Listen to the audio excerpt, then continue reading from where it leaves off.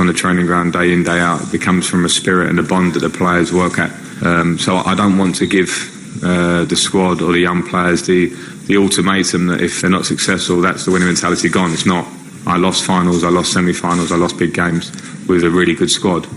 And you have to carry on and be tough in times that are tough. We respect Chelsea a lot, and we saw the game against Manchester United, and if you only saw the result, then you have no idea how the game was, because the game was really, they played a good game. They had a few changes, have a new manager, lost Eden Hazard, brought in Christian Pulisic, brought in all the young boys like Abraham and Mason Mount and stuff like this. Really interesting team, good plan. Frank did an outstanding job last year at Derby. Changed the football there. It was in the championship, but the football playing side, being successful is really difficult, but he did it. It was unlucky at the end against a strong Aston Villa team not to get promoted, but now he's at Chelsea, his club. Everything is fresh. Everybody will be ready. Everybody will be on their toes. It's the first title they can win together. They will be 100% ready, and we have to make sure that we are ready as well. But what people think before the game is not important. But everything what doesn't help you in the game, we have to ignore. And that's what we do, actually. That was Just Eat's kickoff takeaway. Order on the app today. Game Day Takeaway on Talk Sport, delivered by Just Eat. Order on the app today. Did somebody say Just Eat? Okay, let's get back to our commentary team of Jim Proudfoot and Dean Ashton. Gentlemen, I'll start with you, Dean. A little bit on what the managers were just saying there. It seems like Frank Lampard was talking a little bit, I guess, negatively. You know, I suppose the questions are what you have to answer, but it seems like after that defeat, things are a little bit flat at Chelsea at the moment. How does he lift his players after that 4-0 defeat?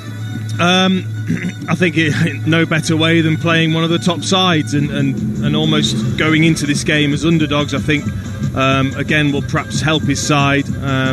But I mean, he talks about how important these games can be for both the squad and the club and the history of the club, as he's been such a big part of, and I think that's what he'll be trying to relay to the players. But he's going to be apprehensive. It's still very new for him. He's getting used to the players; they're getting used to him, and it's another massive test for his side. And again, he'll learn a hell of a lot about the players and vice versa.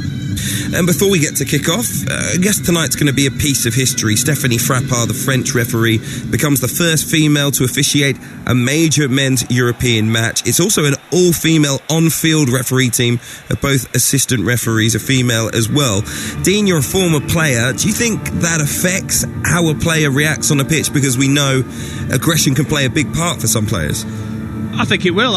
It certainly will for some players. I think back to my time as a player, and the way I probably spoke to referees is disgusting. The way you do react in the moment when emotions are heightened and there's pressure on the line. So it's going to be interesting to see if any of the players do change, and if it seems slightly different. Obviously, with it being an all-female refereeing squad, I think it's going to be interesting, but it shouldn't, should it? It shouldn't change whether it's a man or a woman. I constantly look at other sports and see how they treat the officials, and football has to change a huge amount to get in line with that. Yeah, I get the feeling sometimes when I watch football that it all stems from what goes on the pitch. The atmosphere inside the ground might change when they see, the managers having a go at the fourth official on the touchline. They see the players and the way that they react around a referee, crowding them, sometimes shoving the referee out in the middle of the pitch, certainly shouting things that you probably wouldn't say in everyday life towards the referee. Do you think football, when we look at it in a wider context, maybe needs to do something to address it? I always, think that they should probably mic the referee up at least, even if they don't play it out on TV live, at least relay it back to the players afterwards. This is what you said. Maybe retrospectively give yellow and possibly red cards depending on what has been said by the players and what's been heard on the mics. Would you agree? Well, there shouldn't be dissent. I mean, the laws are already there that if there is bad dissent to any referee, then it should be a yellow card and then a red card, depending on the severity of it. So that is already in place. The sanctions should be there. It's something that I'm sure a lot of referees will let pass, and they will try and manage the game by turning a blind eye and a deaf ear to various things that are said. But it is something that has to improve. There has to be more respect to officials at every level of the game, and we're not just talking about the top levels of the professional echelons of the game, all the way down to park football. There has to be more respect to officials. Indeed, there does. We hope things go well out on the pitch tonight. For both sides, we can see the fans at the moment having a great time inside the Vodafone Park Arena in Istanbul as well. The team's out already for the 44th UEFA Super Cup. It's the home of Besiktas in Istanbul, and for the first time it takes place between two English sides. The Champions League winners Liverpool are taking on the Europa League winners at Chelsea. It's live view here on TalkSport. I will leave you with your commentary team, the former England striker Dean Ashton and Jim Proudfoot. Well, thank you, Hugh. The first All-English Super Cup final, and there's just a little bit of history. Tonight sees the renewal of a rivalry that was swathed in intrigue and drama when Liverpool and Chelsea met on a frequent basis in the second half of the last decade. Over a 5-season spell, they met in 3 Champions League semi-finals and a quarter-final.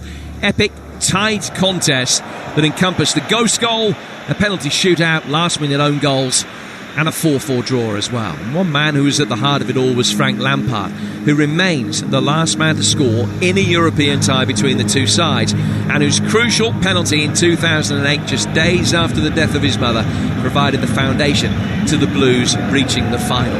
Now, as they reconvene in continental competition, Frank is back involved again as Chelsea aim to win this competition for the first time since 1998. Winning European silverware in the second game of the second season of his managerial career would be some achievement, but the reality is that the test comes much earlier than is ideal. The word transition doesn't begin to do the situation at Chelsea justice amidst well-documented circumstances, but Lampard's already shown that there will be a long-term philosophy to his approach. That is something that has worked at Anfield, and Liverpool's rise to European glory last season is testament to what can be achieved with a positive outlook and patience. Easy to forget now that when Jurgen Klopp took over, they won only 13 of their first 30 league games and they finished 8th in the Premier League. 3 years on, they're embarking on their 4th European final of his reign, and they start the night as overwhelming favourites. They have Adrian in goal, just the 5th European appearance of his career and palpably the biggest. Gomez, Matip, Van Dijk and Robertson the back 4. Henderson, Fabinho and Milner in midfield. Oxlade-Chamberlain, Salah and Mane up front. And it's good to see Alex Oxlade-Chamberlain back involved again. His first start since he was injured in the semi-finals of the Champions League the season before last against Roma. More than 15 months he's taken to get back into a starting lineup, but he is back tonight, Dean. He is, and he'll be desperate, won't he, to impress, because as we saw, he was coming into some unbelievable form for Liverpool, fitting into their squad, being an integral part of that midfield, and then to obviously sustain that horrible injury. It's taken him a while to get back. He's had little niggles as well on the way back, but he'll be so pumped to get impress the manager. Chelsea have Aretha Balaga in goal, Azpilicueta, Christensen, Zuma and Emerson, the back 4, the same back 4 that played at the weekend. Tonight, Kurt Zuma's first European tie since December 2015. Kante, Jorginho and Kovacic in midfield, the same 3-ball that played in central midfield in the Europa League final, and Pedro, Giroud and Pulisic, the forward 3. Christian Pulisic, who signed from Dortmund last January in a €58 million deal, tonight making his Chelsea full debut. On the bench, Rudiger, Alonso, Barkley, Abraham, Willian Kennedy, Mount Zappacosta, Batshuayi, Tomori, Gilmour and Caballero. For Liverpool, it's Wijnaldum, Firmino, Lallana, Shaqiri, Brewster, Origi, Hover, Elliott, Alexander-Arnold and the keepers Lonergan and Kelleher. Quick word about where the game could be won or lost. Chelsea undone on the counter-attack. Liverpool, a great counter-attacking side. What lessons will Chelsea have learnt from the Old Trafford defeat? I think in midfield is where it's going to be key. Certainly in transition, they were so wide open against Manchester United on that counter-attack, and it's something I'm sure is the big reason why N'Golo Kanté is in the side. I'm just so intrigued to see if he is going to start as that deep-lying midfielder to do a job, because there is a huge job to be done because of the movement of the Liverpool forward line. That holding midfield player has a huge job trying to screen the back 2. Champions League winners Liverpool, Europa League winners Chelsea. 2019 already has seen chapters written in their illustrious history. And whilst the second trip to Istanbul next May is the undoubted European priority for both of these clubs, tonight brings the chance to start the campaign with just a little bit of icing for the cake. We're underway. It's Liverpool in all red, kicking from left to right as we look at it. Chelsea, blue shirts and shorts, and white socks defending the end away to the right-hand side. An early looping header from Virgil van Dijk, returned by Christensen through the midfield. Christensen, who started every European tie for Chelsea last season, and he's just put the ball over the line and out of play for a throw to Liverpool as he deflected Milner's ball forward. Kante puts his foot in the midfield. Touch was a decent enough one from Kovacic just to win it back and guide it back to his captain Azpilicueta, and his ball forward, attacked by Giroud, just eased Van Dijk underneath the flight of it to give Liverpool a free kick on halfway. It is Liverpool against Chelsea in the Super Cup, and alongside me, Dean Ashton. Yeah, just a couple of points to address. N'Golo Kante isn't at the base of that midfield. He's alongside Kovacic, just ahead of Jorginho. And as for Liverpool, it's Sadio Mane who was starting as a central striker, not Mohamed Salah, which means Oxlade-Chamberlain's on the left-hand side. Here's Matip for Liverpool, played forward through to James Milner. Now down towards Gomez, cleared by Zuma, about 10 yards outside his own penalty area. And they laid by Christensen, back for his goalkeeper, Aretha Balaga. Long ball forward from him. Giroud trying to hold it up, be able to just bring Pulisic into play. Emerson very quickly on the scene down the Chelsea left-hand side, and he's rolled it into space. Pulisic will chase after it, but it's an excellent piece of covering from Joel Matip, who's making his 100th Liverpool appearance today, and he puts it over the line and out of play for a throw which will be taken on the Chelsea left-hand side.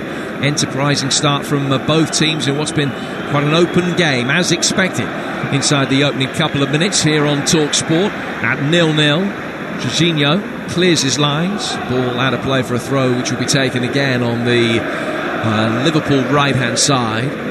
Liverpool in their 6th Super Cup, won it first of all back in the 1970s, in the infancy of the competition, when they beat Hamburg and then beat German opposition again to get the Super Cup back in 2001. Most recently won it in 2005 when they saw off CSKA Moscow after extra time that year. Here's Van Dijk heading the ball to his right-hand side, turned forward by Gomez. Conte's there to win it back, and he's worked it very quickly out to the Chelsea right-hand side for Pedro, who has twice scored the winner in this competition, on both occasions for Barcelona. Back from Zuma to Christensen, out to Azpilicueta, and he's just eased it forward and won a throw off Alex Oxlade-Chamberlain. Interesting formation for Liverpool, playing with Mane through the middle and Oxlade-Chamberlain on the left. I don't think it's anything that many people anticipated, with Sadio Mane playing in what effectively is the Firmino role. Yeah, but I think he would play that role better than Mohamed Salah. It's just, I think on the left-hand side, obviously Oxlade-Chamberlain, I'd much prefer to see him obviously in the midfield, but with Milner and Henderson playing in there, he's obviously being put out onto the left-hand side. And again, there is going to be big question marks over his fitness, because he's been out for so long. I know perfectly well how difficult that is to get yourself back in, get yourself back to that level, when you're always slightly worried in the back of your mind, are you fit enough? Giroud's just scooped the ball forward, and it hits Virgil van Dijk's right hand. A free kick given, taken quickly by Chelsea. Worked forward to Pulisic, but Matip did well to stand his ground, and Henderson will clear along down the Liverpool right-hand side. Christensen wanted his goalkeeper to come out and get that. In the end, Christensen himself had to play it under pressure from Mane back to the retreating Aretha Balaga. Henderson heads it forward through the midfield. Jorginho puts his foot in, slightly awkward control. Christensen and Azpilicueta between them can rescue it, and then a clever little backheel flick from Giroud will get Conte going, almost able to play in Pulisic. Liverpool turn over possession and will be able to work it forward down their left-hand side with Andy Robertson. 4 minutes gone. Liverpool 0, Chelsea 0. Dean. Well, I mean, it started exactly as you would imagine a Premier League game to start. The tempo is fast. Henderson playing it in towards Mane. The overhead kick attempt, it hit Christensen.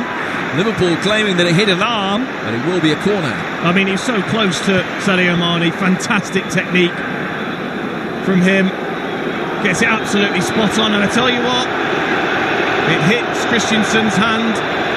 His hand is right next to his chest, though. Well, if the arm is up above the body, obviously that is then given, and certainly the UEFA interpretation of the handball. Ball is cleared by Christensen from the resulting corner. We do have VAR. It's the Frenchman Clément Turpin who's overseeing things remotely as Matip heads the ball down inside the 6-yard box. Rifa Balaga's there ahead of Sadio Mane. 5 minutes gone at a good tempo, very open. Liverpool 0, Chelsea 0. Yeah, brilliant tempo from both sides. Certainly not taking it lightly, this game. And Sadio Mane with a wonderful bit of acrobatic skill with the overhead kick. And Christensen is lucky that his arm was right against his chest, or else I'm pretty sure that would have been a penalty. Sadio Mane did score in the 2018 Champions League final. He scores tonight. It will be his 60th Liverpool goal. The rate of, as near as makes no difference, one every other game, which is a very impressive return. Here's Fabinho working to his left-hand side for Van Dijk. Liverpool, of course, benefiting from a very early penalty in the Champions League final back in early June, given against Moussa Sissoko. And no early penalty for a handball tonight. Adrian, first touch for him, works it forward towards Matip. Toe pokes it forward over halfway. Henderson's got time to turn, angles right-footed ball out towards Salah. Isolated himself against Azpilicueta, and might break for Oxlade-Chamberlain. The Liverpool wideman had just switched flanks for a moment. Then Kante does really well to win the battle of the two number 7s against Milner, and comes away with possession from a dangerous area. Does what he does so well. And then Kovacic, under pressure from Fabinho, lays it back for Zuma, just on the edge of his own penalty area, who plays it wide for Azpilicueta. I mean, that's just outstanding play from Conte. That's exactly why he's won the World Cup with France and 2 Premier League titles, spotting danger, but also then having the athleticism to take that ball on, and then just gives it simple. Fabinho inside the centre circle for Henderson. Back now inside his own half of the centre circle for Jean Matip. Now down to Gomez, showing his versatility again tonight. Equally adept at right back or centre half. I say equally adept. He certainly prefers to play in the middle, but he's deputising for Alexander-Arnold on the right tonight, having been moved out from the centre to accommodate the return of Matip, who's in possession now. Plays it 4-4 Fabinho to Milner. Milner very quickly back for Virgil van Dijk. Worked forward down the Liverpool left for Andy Robertson. And the Scotsman takes a touch, turns it back inside his own half for Van Dijk, who bypasses Matip with the ball to Milner.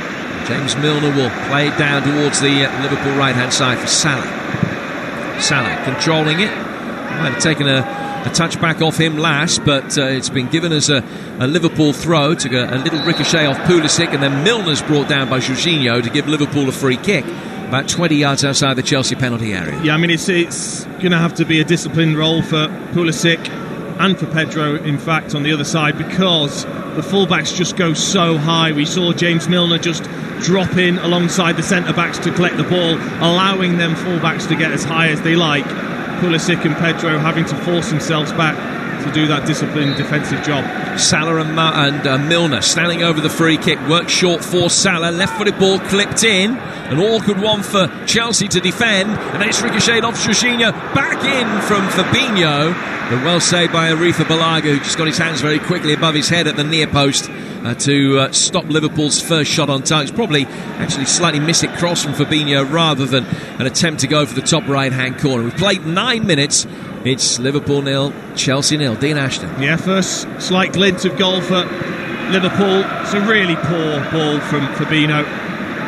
Easy ball across the box. Just fire it in low, make it difficult for defenders. Now given away by Arifa Balaga, who didn't get the elevation on his clearance. Milner picked it up. He's found Salah, who tried to bend it into the bottom left-hand corner. It was well blocked by Zuma. Henderson works it through the midfield, but Pedro can cut out the square pass and then turn in possession and bring it away. Aretha Balaga mightily relieved because it was a poor attempt at a clearance, but he got away with it.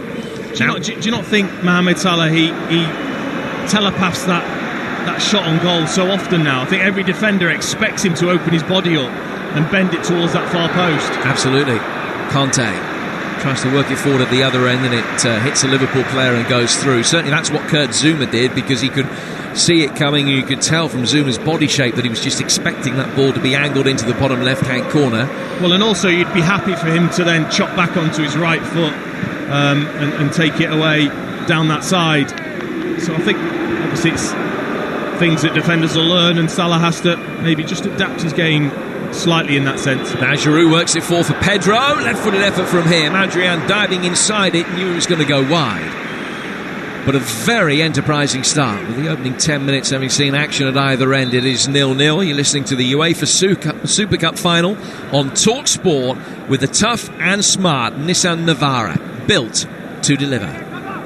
Olivier Giroud, I think, showing his qualities in terms of hold-up play and link-up play in that last move before Pedro had the shot. Well, Abraham struggled at Old Trafford in terms of when the ball comes into him, getting hold of it, linking up the play. Yeah, Tammy Abraham on the bench tonight. The two youngsters in the Chelsea starting lineup from the weekend. Abraham, who's 21, and Mason Mount, who's 20, who both made their first Chelsea starts at the weekend. They're both on the bench tonight. Ross Barkley is the other player left out of the starting lineup from the weekend. Liverpool making 5 changes, just the one of them enforced with the injury to Alisson. Salah's forced to track back and play it back to Alisson's deputy. Adrian was expecting a move back to his native Spain over the summer after his release from West Ham, and now finds himself playing in a European final. You would have got very good odds, I think, back in April on West Ham's reserve goalkeeper and Rochdale's goalkeeper being the two that Liverpool pick in a European final at any stage. But that's how it's come to pass. Andy Lonergan on the bench, and Kevin Kelleher, the Irish under-21 international goalkeeper, also on the bench for Liverpool tonight. It is 0-0. We've played 12 minutes in the game we're concentrating on at Beşiktaş Park in Istanbul, as Henderson flashes one across the edge of the 6-yard box. Really good covering from Christensen. Diving header, got it away. Sadio Mane was lurking with intent, but Liverpool have their second corner. That's the third time now Jordan Henderson's made that run, just in behind Emerson. As Emerson goes out to Salah, Henderson makes that darting run down the side of Zouma. Brilliant positioning from Christensen. Absolutely superb just to head that away. This corner will be taken on the Liverpool right-hand side, unlike the first one. And the assistant referee, I have 2 assistant referees tonight, obviously one from France and Michel O'Neill from Ireland. It's the French assistant referee just asking Milner to correctly spot the ball in. He eventually did, and when it was fired in towards the near post, little flick took it onto Mane, hit him last and has gone over the bar. 13 minutes gone. Liverpool 0, Chelsea 0. Chelsea giving a good account of themselves in the early stages. Don't look fazed by what happened to them at the weekend. Liverpool will feel that they've certainly had the lion's share of possession up to this point. Yeah, definitely. And I think, again, as we saw at Old Trafford, looking to play out from the back into Jorginho, and from there, not afraid to just keep the ball away from Liverpool. But then as soon as Liverpool get it, you can just see that sharpness and the running off the ball as well. As I said, Henderson with a superb run. Oxlade-Chamberlain at times has come across and made it difficult for the fullbacks to know whether to go in or stay out. Well, Liverpool beat Chelsea in the Champions League semi-finals back in 2005 and 2007. Chelsea then got revenge the following year in the semi-final and in the quarter-final the year after that, 2009. All told, this is the 11th tie between these two in Europe. And Chelsea have got a decent record, won 7, lost 7 of their 18 European ties against English clubs in European football. Liverpool with a positive record. Most recently, of course, the final last season against Spurs, and so beating Manchester City the previous campaign as well. Here's James Milner chasing a ball that was slightly overhit. rolled out of play in front of the travelling Chelsea fans for a goal kick. Chelsea has sold, as I understand, about 1,500 tickets, something like that. Liverpool, 5,500. The crowd made up of 7,000 English supporters and then locals, dignitaries, etc., etc. A crowd of around 40,000 at the new Besiktas Stadium. 15 minutes gone. Liverpool 0, Chelsea 0 the score. Dean Ashton alongside me as N'Golo Kante has possession in the midfield. Liverpool win it back and then very quickly arc one over the top for Salah's run. He's inside the penalty area, went for the far post with the outside of the left boot. Good strong arm from Aretha Balaga, beat it away. Emerson first to the second ball, and then Kovacic will be able to clear, but his ball through the midfield evades Pulisic, and Fabinho will win it back and get Liverpool going again. But the first real sight of goal for Liverpool and Mo Salah, and Aretha Balaga are able to make the save. It was, but it's such basic defending. As soon as Oxlade-Chamberlain gets himself away, I'll just let you carry on as Henderson goes down the right. And plays it in towards the edge of the 6-yard box. Mane making a run across the near post area, couldn't get the touch he wanted. And now when Chelsea clear, they will be able to work it for. It's an excellent pass from Pedro. Finds Giroud, and he shanked his shot across the face of goal and wide. Well, great chances for both teams. First of all, it was Liverpool. Once Oxlade-Chamberlain bursts through the midfield there, Emerson knows he has to drop. He can't stay in line. He's going to be outpaced by Mo Salah with a great run. And again, it was so easy for Aretha Balaga. Knew exactly what he was going to do. Chelsea again on the attack. With Pulisic, and it evades him, but will squirm through inside the penalty area for Pedro. Wraps his right foot around it. Adrian, beg your pardon, old habits die hard. Punches it clear. And got it down towards the left-hand side of the penalty area. Liverpool then work it from one side to the other, and now will play it forward into a more central area where Pedro, backtracking, is able to win it back and find his goalkeeper. Yeah. Frantic bit of play from both sides, but Chelsea's chance. Giroud timed his run perfectly. Matip trying to play offside. It's the one thing lacking, though, isn't it, with Olivier Giroud, is that pace to get away from Matip. Took him wide and then really did drag. The shot didn't test Adrian. He looked a little bit flappy, didn't he, with that punch back into the area rather than away from play. You're looking to test him at every single opportunity. Mohamed Salah's chance especially needed to really bend that to the far post. He went with the outside of his foot low. It's a good save though from Aretha Balaga. Yeah, Adrian's 4 previous ties in Europe came in Europa League qualifying matches for West Ham. They include a defeat to Maltese opposition in the form of Birkirkara. So he'd be the first to admit he's not got a great European legacy behind him. Plenty of experience though. Nearly 240 games in his career all told. 18 gone, Liverpool 0, Chelsea 0 the scoreline. Liverpool looking for what will be their 16th win in the last 18 games in all competitions, which is a wonderful run.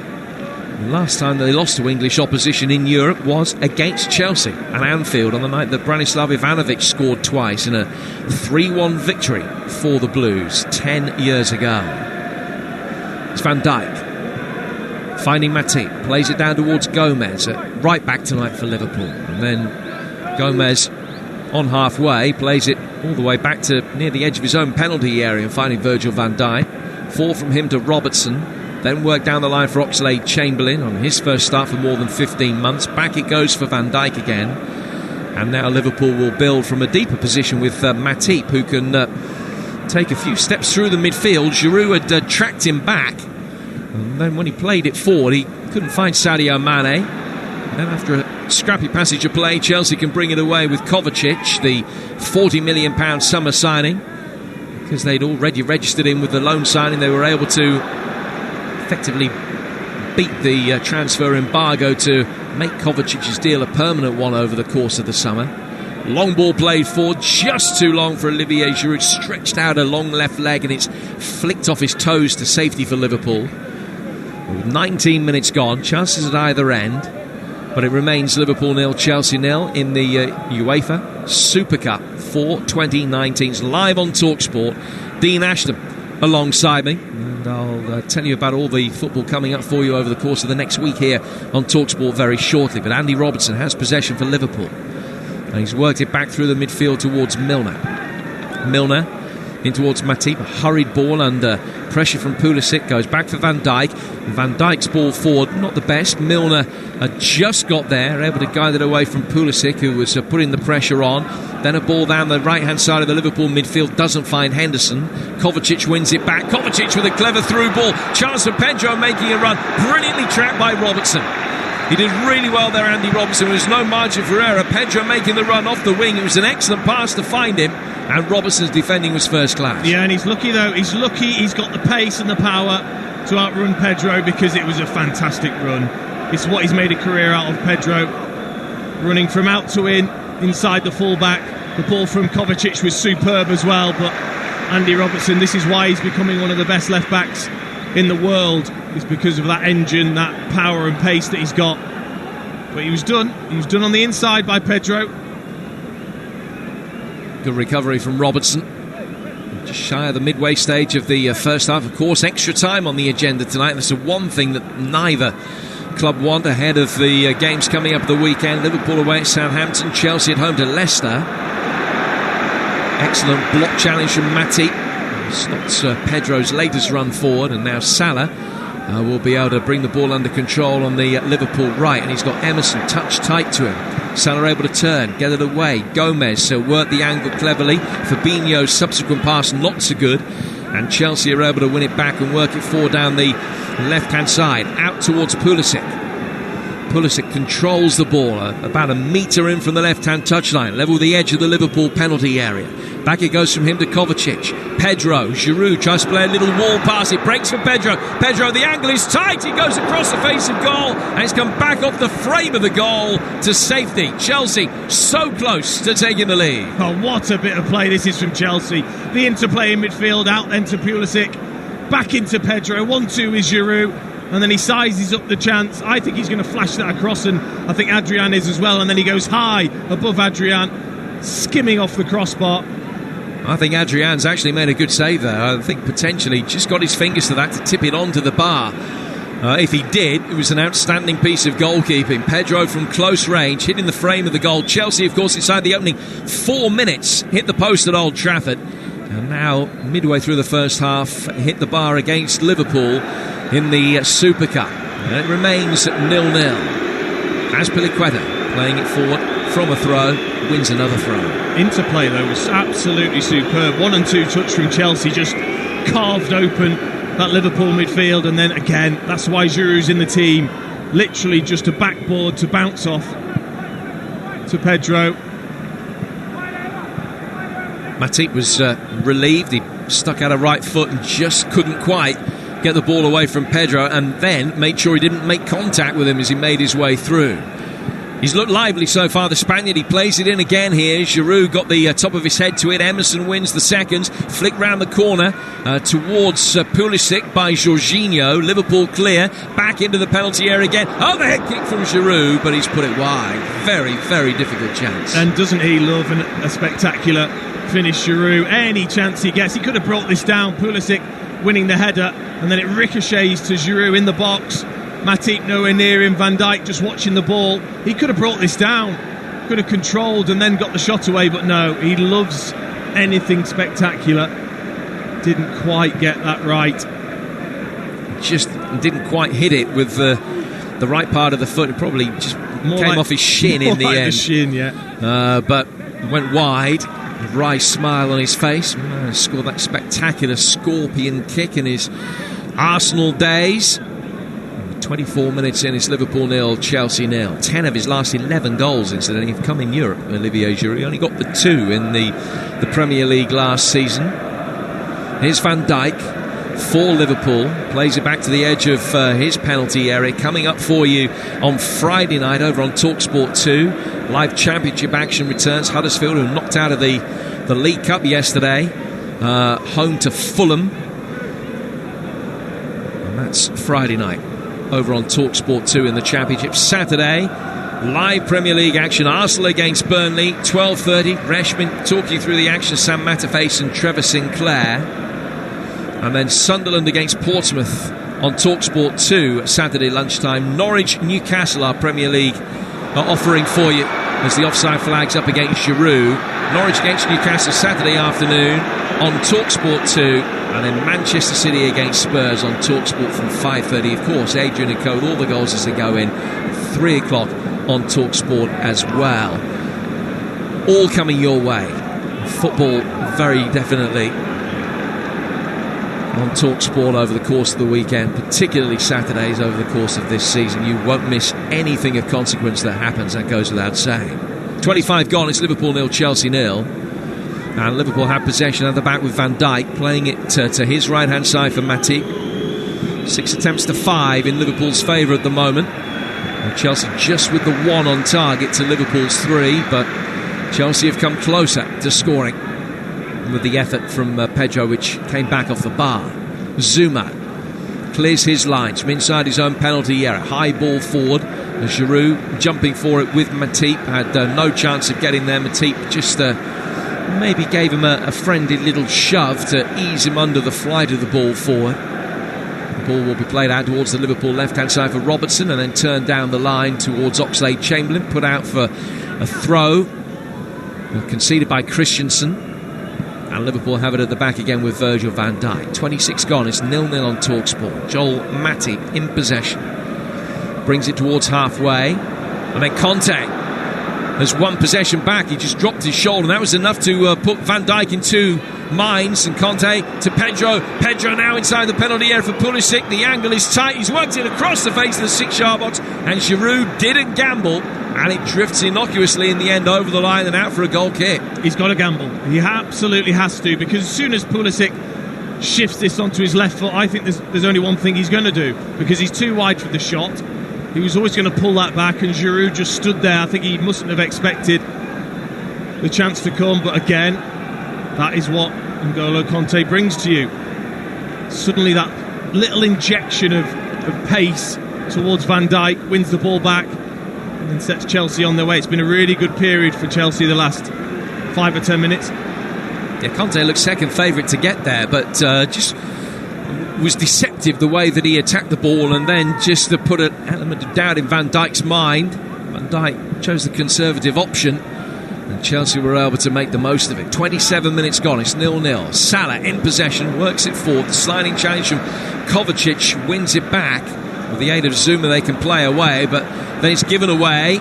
Played forward towards the edge of the penalty area by Gomez. Jorginho's defensive header not the best, and Liverpool have an overload on the left. Milner clipping in inside the penalty area. Zuma heads it away. Chested down again. Henderson winning it back. Salah back for his captain. Right-footed ball swung inside the box, and Azpilicueta not taking any chances because he was unsure where Robertson was. Forced to head it away for a corner. Just needed some communication. He could have brought that down on his chest or even let it bounce. Gives away the corner to Liverpool. Will be taken by James Milner in front of the travelling Chelsea support. Fabinho going across the stand right in front of the goalkeeper. Matip's made his way forward. Van Dijk in a central position along with Gomez. He makes a near post, runs in towards Van Dijk, who beat Arifa Balaga, but he couldn't angle the header down. It's gone over the bar and out. I don't think the goalkeeper needs to come for this. Virgil van Dijk's got 2 defenders against him. Ariza Balaga comes out. He looks so small, doesn't he, compared to Van Dijk? Even with his arm up in the air trying to punch the ball, Van Dijk was above him. He'll know that's half a chance to get 2 goals in 2 games. Yeah, scored against Norwich on Friday night. 8 he's got now for Liverpool all told. Including some very significant ones in Europe. Gomez winning it back. Chelsea had a good period, but it's Liverpool trying to turn the screw now. Milner just testing Emerson's defensive capabilities, and the Brazilian-born Italian international has passed that test. He's got it away, and then Kovacic trying to be a little bit too clever, lost out to Henderson. Flicked it up with his right foot, almost over his shoulder on the turn, and Henderson won it back. Here's Van Dijk inside the centre circle, finding Matip. 29 gone, it's 0-0. Henderson playing it forward. Zuma on the bounce. Clears it straight out of play for a fourth corner for Liverpool. They've had 4 without reply so far. 0-0 the score. That's where they're getting the joy, though, Liverpool. Down the right-hand side, when Salah either stays really wide or drifts inside, that's when Henderson's making the run. Those are thoughts of Dean Ashton alongside me. On the half-hour, can Liverpool get their noses in front? Milner taking the corner, swung in, it's a free header from Mane. He just hit a Chelsea player on the way through, just took the pace off it, and Aretha Balaga dived down to his left-hand side to make the save, but it was a free header from Sadio Mane, 10 yards out. In fact, I think it's hit his own teammates, hit Matip on the way through, but how Chelsea allowed Mane a free header there is inexplicable. Absolutely, but I'd check Sadio Mane's nose, because this has hit him full in the face, because he took the power off the header, came across. I'm expecting this to just be powered towards goal. I think it's hit him right on the nose, took the pace out of it, then flicked off his own man, and the chance was gone. But you're right, absolutely free, 8 yards out. Superb chance. 0-0, and that's Liverpool's best chance so far. Chelsea have hit the bar with Pedro. Kovacic has it. He's gone back inside his own half of the centre circle for Christensen. Christensen will go back to his goalkeeper. Coming up after us, of course, the sports bar tonight. Jason Cundy and Perry Groves from 10 here on Talk Sport. And then the Alan Brazil Sports Breakfast tomorrow with Ali McCoist from 6 tomorrow morning here on Talk Sport. Here's Conte on the right-hand side of the midfield, and the fans appreciating that lovely little piece of skill. Then the through ball was almost brilliant for Giroud. It was Jorginho that played it, just couldn't quite squeeze it through. The eye of a thin needle. Emerson has it now, and Chelsea will come again. One thing that Frank Lampard will be really heartened with is the response that his side have shown to the second half display at Old Trafford at the weekend. Matip just out-muscles Pulisic as he went shoulder to shoulder down by the byline and won it back. Then Zuma's done well. Second ball won by him, sets up Pedro slipping it through. Kovacic of all people came through, and Adrian was out to save in a one-on-one. Well, Kovacic hasn't scored in his last 122 games for club and country. That was almost a glorious opportunity there. Adrian there in the nick of time for Liverpool. That's outstanding goalkeeping, it really is. To see the pass, to get himself out so quickly, he's got to gamble, because if he misses the ball, it's a guaranteed penalty. But again, Chelsea, the interplay superb. Kovacic into Pedro, follows his run, nobody tracks him, gets himself in behind the two centre-backs. It's got very much the same sort of feel as at Old Trafford. Conte's ball in, Pulisic at the near post, and that time his last-ditch defending from Gomez, who went with him from the right-back position out towards the left-hand post and just was able to block the cross, and that was more good defending from Liverpool. It was. Conte has been just absolutely outstanding, honestly. The amount of times he's won the ball and then drove forwards, made runs in behind as he just did there into the right-hand channel to play the cross in for Pulisic. What a difference he makes to this Chelsea side.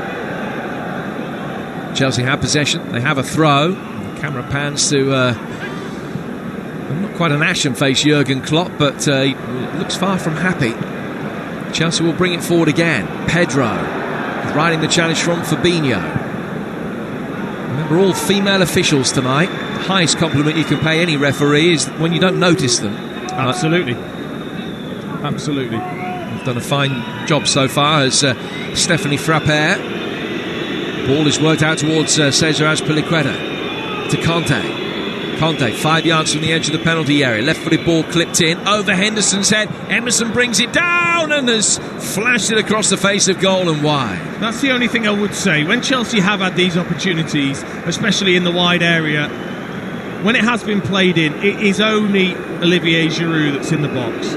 Pedro has to get himself in, Pulisic has to get himself in, and one of the midfielders has to get themselves into the box. As we look at the monitor just in front of us, Adrian, fantastic goalkeeping.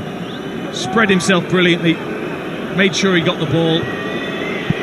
Chelsea have their first corner. It's an away swinger. Sadio Mane with a better header on this one. Gets it away well outside the penalty area. And the counter-attack was almost on there for Salah. Kovacic did well to just nick the ball away. And then as it goes back for Adrian in his haste to get it upfield to try and expose the potential lack of defensive positioning on the counter from Chelsea, he's hit it too quickly and too firmly, and it's gone right through to his opposite number, Aretha Balaga, at the other end. 10 minutes from half-time. Still waiting for the deadlock to be broken. Liverpool 0, Chelsea 0. Emerson plays the ball back for Kovacic, but the offside flag is up, and it's a free kick which will be taken by Liverpool in their right-back position. 0-0, 53-47 the possession at the moment in Liverpool's favour. 6-5 the attempts, 8-5, I beg your pardon, the attempts in Liverpool's favour at the moment, but really nothing in it.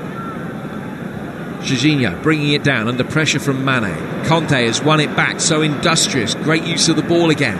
Just flicks it through the midfield. Pulisic, he's got Giroud to his left. Here's Olivier Giroud, and it's in. Chelsea strike first. Olivier Giroud with the goal. The first of Frank Lampard's reign as Chelsea manager, and Chelsea lead Liverpool in the Super Cup. You have to say they deserve it. On the last 15 minutes, the amount of times that one of their players, whether it's Pulisic, whether it's Pedro, Kovacic, has been able to pick the ball up just in front of the Liverpool back four and slide a pass in. I've lost count.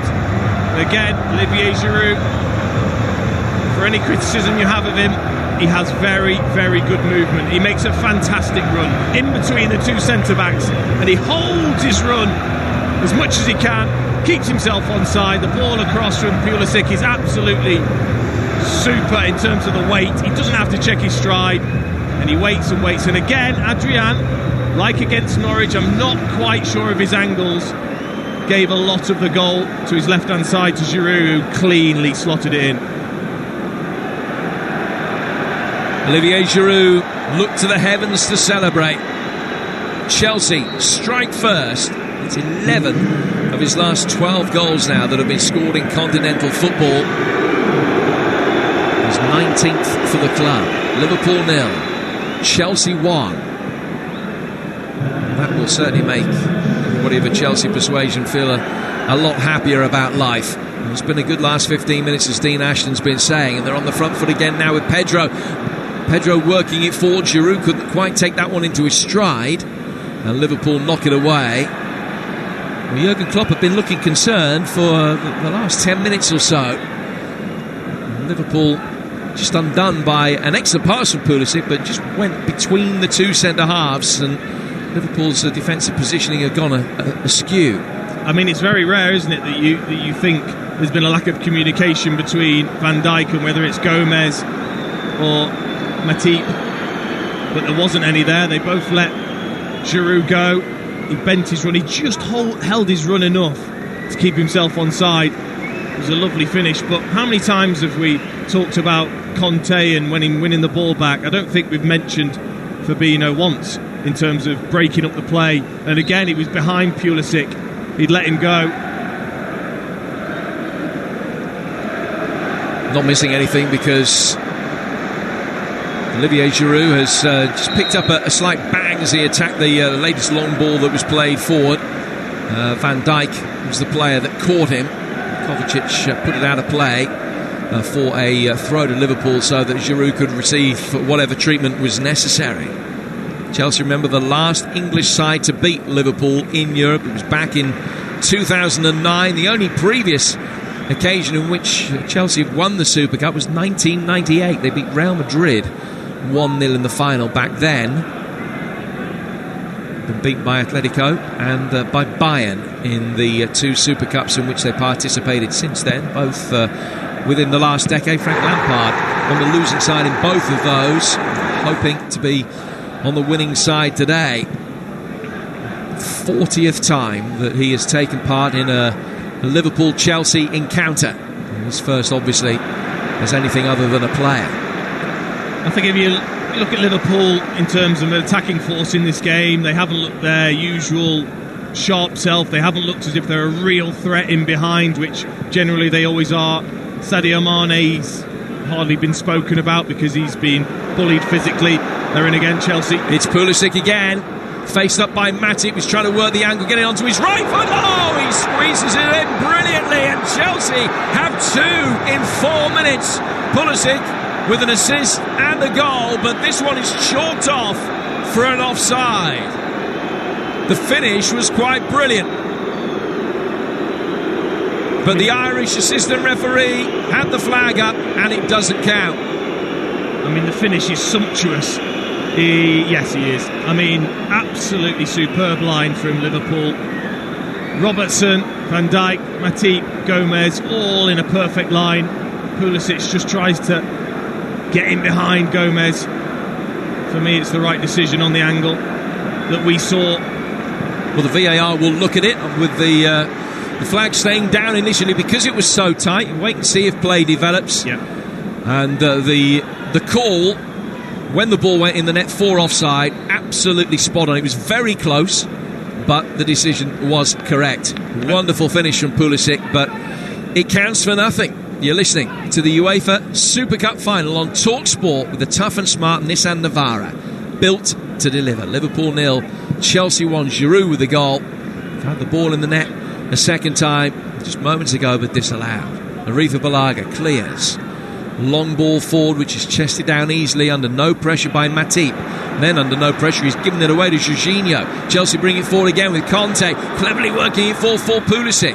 Pulisic turning on the edge of the penalty area. A little clip ball forward, finds Giroud. He did really well to improvise there. Giroud then brings it down to Emerson. Emerson, a back behind square for Kovacic. Kovacic to Jorginho. Mane puts his foot in. That, I think, will be a corner. It is. Second for Chelsea. Conceded this one by Sadio Mane, but you have to say Christian Pulisic really has come to the party in the last 10-15 minutes or so. Oh, he certainly has, because he's not just been staying out on that left-hand side. He's been cutting in, he's been looking to run in behind, he's coming short, making it very, very difficult for Joe Gomez to decide whether to stay with him or keep himself tucked in. And the way he took that disallowed goal, absolutely superb. I mean, it'd be a worry if I was a Liverpool supporter, the way he was able to cut in. Pulisic with the corner, it's headed away. Giroud went up for it. Giroud and Azpilicueta attacking the same ball, and in the end neither could get the contact that was required. And it ends up going out of play for a throw which will be taken by Liverpool in the left back position. The camera again pans to the Liverpool technical area where Jurgen Klopp is in animated discussion with Pep Lijnders. They've got work to do here, Liverpool. This has been a disappointing showing from them in several aspects. An even first 25 minutes. Since then, Chelsea have been on top. Worthy of the lead, as Dean Ashton has been saying. Here's Conte towards the edge of the penalty area. Block challenge from Fabinho was effective. One back, though, by Jorginho. From him to Emerson.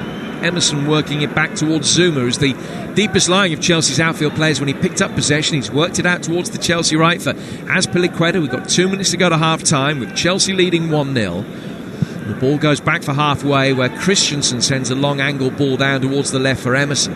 Emerson trying to get away from Gomez, has done well. Pulisic tried to play it round the corner back into his path, but the offside flag's up again, and it's a free kick to Liverpool just outside their own box. Liverpool 0, Chelsea 1 on TalkSport. Yeah, lovely little partnership in this first half between Emerson and Pulisic, linking up nicely. Salah doesn't do the defensive work, he literally cheats in a sense and keeps himself up the pitch. Henderson is the player that's having to come across, and it's difficult then for even Henderson's type of fitness to constantly get back and help. Van Dijk with a long ball forward. It's an excellent pass as well, beautifully brought down by Salah. Little pirouette, left-footed shot from him, deflected high up off Kovacic inside the Chelsea penalty area where it's cleared. Back out for Henderson. Henderson to Gomez. Salah turning it around the corner again towards Milner. Right-footed ball in from Milner, just too high for Mane, only just. Azpilicueta tried to help it away. Liverpool able to pick up possession again with Robertson. Little disguised ball, a reverse ball towards Salah. He got the return ball, did the left back, as he made his way inside the penalty area, but it's ricocheted off him and gone out of play ultimately for a goal kick to Chelsea. It was a fantastic ball from James Milner, a striker's dream just fed in between the penalty spot and the 6-yard box, but they haven't got an out-and-out striker on the pitch, Liverpool. So that striking instinct that would tell most strikers just to be making a dart either in front of the centre-back or in between them just wasn't there.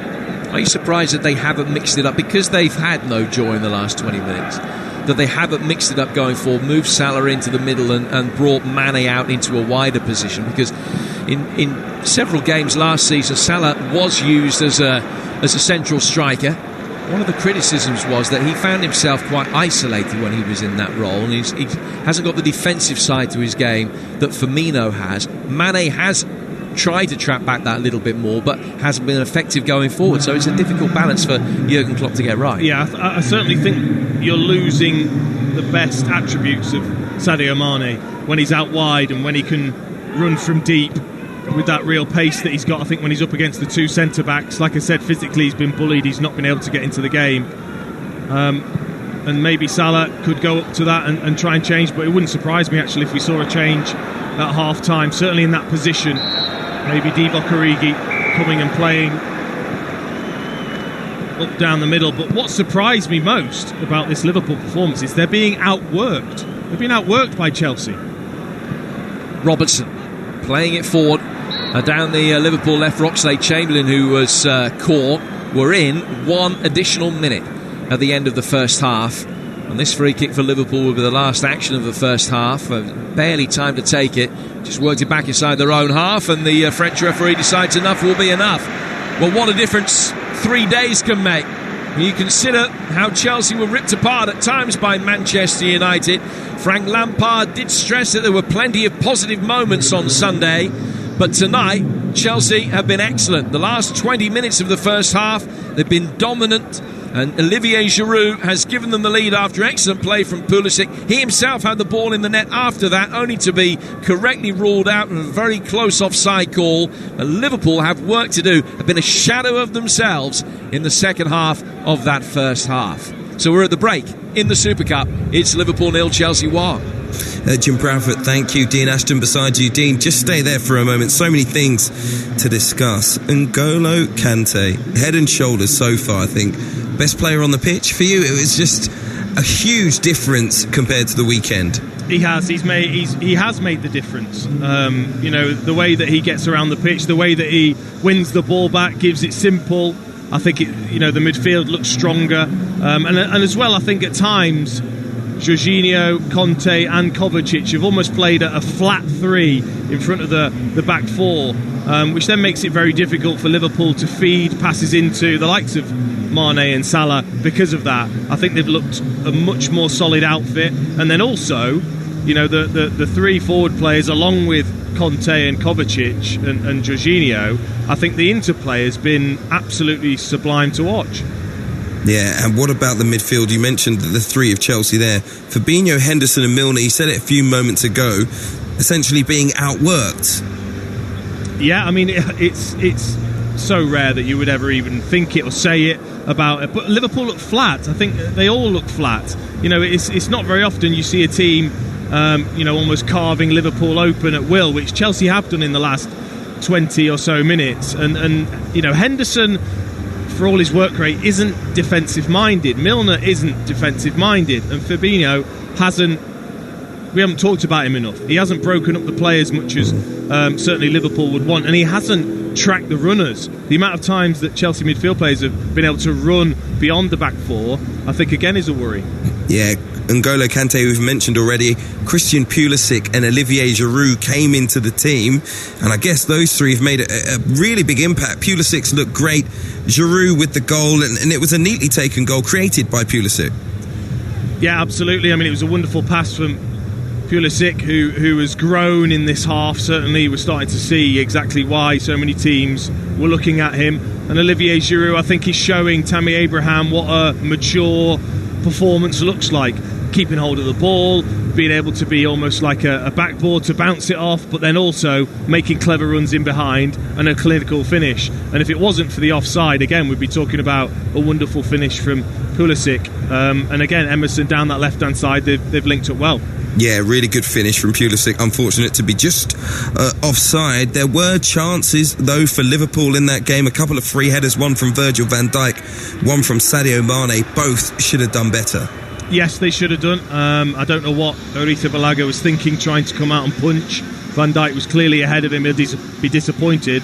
And like I said in commentary, I felt as if Sadio Mane just hit it with his face and almost took the sting out of the headed chance. And Salah, again, he's had a couple of opportunities, but I hate to say it, he's so easy to read. You know he's going to cut in onto the left foot and try and bend it. And so far he's had 3 opportunities in that position, and 3 times have been blocked because of that. Well, so far it's been a really good game. Chelsea fans, of course, will be the happier they lead, but they have also improved vastly from that big defeat at the weekend. Dean Ashton and Jim Bradford will be back for second half commentary. But at the break in the UEFA Super Cup here on TalkSport, it's Liverpool 0, Chelsea 1.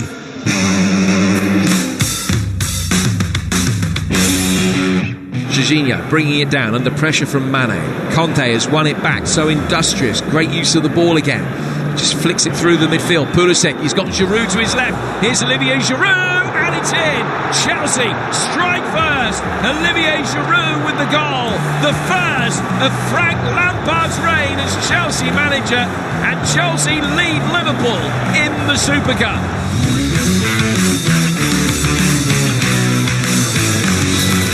The UEFA Super Cup on TalkSport, with the tough and smartness and the vibe, built to deliver. Dads. They're often the first person in the firing line when the Wi-Fi isn't working. But with BT Complete Wi-Fi, only we guarantee a signal in every room. Billy can fight ogres in the bedroom, Becky can watch her beauty vloggers in the bathroom, and Mum can do whatever she likes, wherever she likes, naturally. Join today. It's $39.99 a month on an 18-month contract with a $29.99 setup fee. BT customers can upgrade with BT Plus. BT, be there. New customers, CPI increase starting 2020. $44.49 a month from month 19, up to 3 discs to guarantee Wi-Fi or £20 off your bill. Football Index, the football stock market. Remember that first time on the terraces, where it all began. The heroes, the villains, the highs, the lows. But all the while, you were learning. Now use that knowledge on Football Index. Join tens of thousands of fans trading the world's top players. Football Index, the game changed. Download the app now. 18 plus, terms and conditions apply. Gamble responsibly. Kia has the power to surprise this July and August with the summer SUV event. But which SUV are you? Maybe you're of the stylish Sportage, or are you more of the luxurious 7-seat Sorento? Perhaps you're of our urban crossover, the Stonic, or of the Nero self-charging hybrid. Whichever one you choose, you'll get your first 2 services free if you order before the end of August. Search Kia Summer SUV event. Man, it's been some summer. Feels like the carnival could go on forever. Capture the joy on your new Huawei P30 series, and it really will go on and on from just $19.99 a month with no upfront cost from Carphone Warehouse. Stretch out the long summer days with the hot phone of the moment. The Huawei P30 series, now with up to £100 cashback. Pull a switcheroo at Carphone Warehouse. Offer ends 4th of September. T's and C's and contract apply. Visit website for details. We've got it at Selco. Selco, it's where the trade goes. This August, get blockbusting prices at Selco Builders Warehouse. With 100mm Thermalite shield blocks for a blockbusting 99 pence each ex-VAT. You heard it right, 99 pence each. Get Thermalite blocks at blockbusting prices and free delivery from Selco this August only. Find your nearest store and more information at selcobw.com. We've got it at Selco. Selco, it's where the trade goes. It's not just our award-winning Peugeot van range. It's your dog grooming, lift engineering, espresso making, patio building, total and utter beating heart of your business Peugeot van range. Rely on advanced new grip models to tackle tough terrain. Add your personality with stylish new asphalt models. Whatever your business, all new partner, expert and boxer can handle it. Visit Peugeot.co.uk. Master the impossible. From the centre of the football universe. What a hit! The Super Cup, live on TalkSport. You're listening to Talk Sport. Kick-off with me, Hugh Wisencroft. Half-time in the Super Cup. It is Liverpool 0, Chelsea 1. Plenty to play for. Second half commentary coming up on the way here at Talk Sport. But after us at 10 o'clock, it is the Sports Bar with Jason Cundy and Perry Groves. I know Jason's not in the building yet because we didn't hear him celebrating that Chelsea opener. Listen, maybe things will turn around, but if not, he's going to have a big smile on his face. There will be plenty to talk about at full time in this match with Jason and Perry. The number 08717 223344. They will want to take your calls on Sports Bar from 10 o'clock, and it's a great moment, the start of the season for everyone here at TalkSport as well. It was a great weekend to start the Premier League off. Saturday, of course, is your home of football. Every week we will bring you 3 live Premier League commentaries on TalkSport. Plenty more football action on TalkSport too, because Saturday is game day.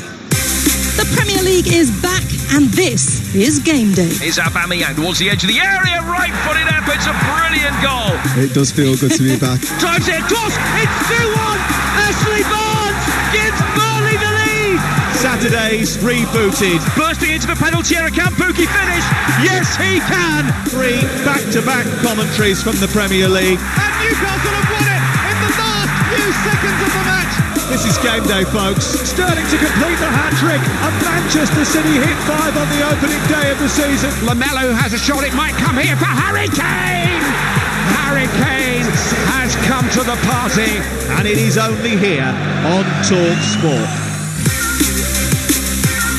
Saturday is game day live here on Talk Sport, and every weekend, as I say, there'll be plenty to look forward to this weekend. Well, it all starts on Friday night over on TalkSport 2, 7:45, Huddersfield against Fulham, and then game day live on Saturday, 12:30, Reshmin Chowdhury and the team are at the Emirates Stadium, Arsenal against Burnley in the Premier League. Over on TalkSport 2 at 12:30, we've got Sunderland against Portsmouth in League 1. At 3 o'clock on TalkSport 2, Norwich take on Newcastle in the Premier League as well. At 3 o'clock on TalkSport, don't forget that Adrian Durham and co will have all the goals from around the ground in the Premier League, up and down the country in the Football League 2 as they go in. And at 5:30 at the Etihad Stadium, what a game. Manchester City against Tottenham in the Premier League. That is a 5:30 match. Laura Woods will bring that to you, and that should be a great fixture. The game of the weekend here on TalkSport as Manchester City take on Tottenham. Dean Ashton, the former England striker and West Ham forward, with us for the Super Cup coverage. But what a weekend it was for the start of the Premier League, firstly. I mean, it's just great to have it back, isn't it? And I have to say, I thought VAR had a reasonably quiet start to the Premier League. That'll change, Dean, I can tell you. Yeah, I'm sure it will, but it was about the football, wasn't it? And, big wins for the top 2, which is what we probably expected.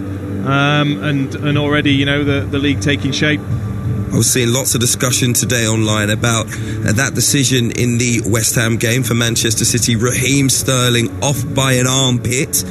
Maybe a bit like the cricket, there could be umpire's decision. What do you think? Because it was genuinely that close. And of course, VAR is working off each frame on the TV. There's no hawk eye as such to see where the players are on the pitch. That one was surely too close to call. Well, the problem is that with offside, there's no subjectivity. You're either offside or you're not. I think that some of the stuff, Rob Draper came up with a really good argument today on Twitter, and he basically was saying that everything with the way that it is being interpreted now, and where you can draw lines across the pitch, there's bound to be a part of the body of the striker. If the 2 players are level, there's almost certainly going to be a part of the striker that is further forward towards goal than the last defender. So what you're now saying is that level, which always has been the striker's domain, or always over the last 30 years or so has been the striker's domain. If you're level, you're onside. It's now effectively, it's gone back the other way again, favouring the defender. That was Rob's argument, and it was a really good point. I make no bones about it. I know that a lot of people are anti-VAR. I'm not. I'm for it. I really like it.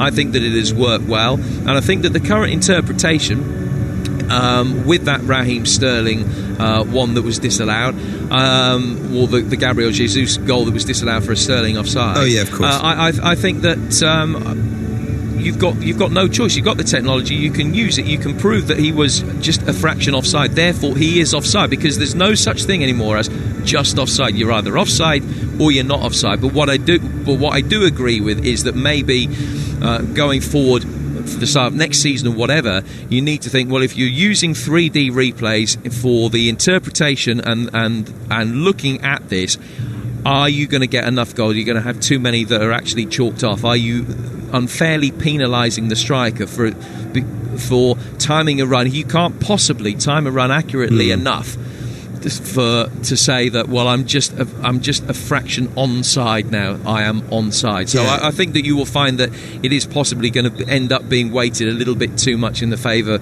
of the defenders. And the point that Rob Draper made today was absolutely spot on. Yeah, and Dean, I imagine you're in the strikers camp with this one. What about the idea that your feet have to be offside and just your feet and legs rather than your upper body? That's how I would do it. I would do it's all down to your feet position, not your body position. I know they say, well, it's whatever part of the body that can score a goal with, but for me it makes it a lot easier and a lot more clear if it is the feet that they do it with. Obviously I would say that because I'm an ex-striker, but look, the rules are there now, and the players, and there's new rules that have been brought in, and the players will get told this. I'm sure they'll sit in meetings before the season started. I was saying to Jim before this game started that there's no doubt some of the players will have started the games on Saturday, and when the goalkeeper passes it out to the defender inside the box, they'll go, well, he's not allowed to do that.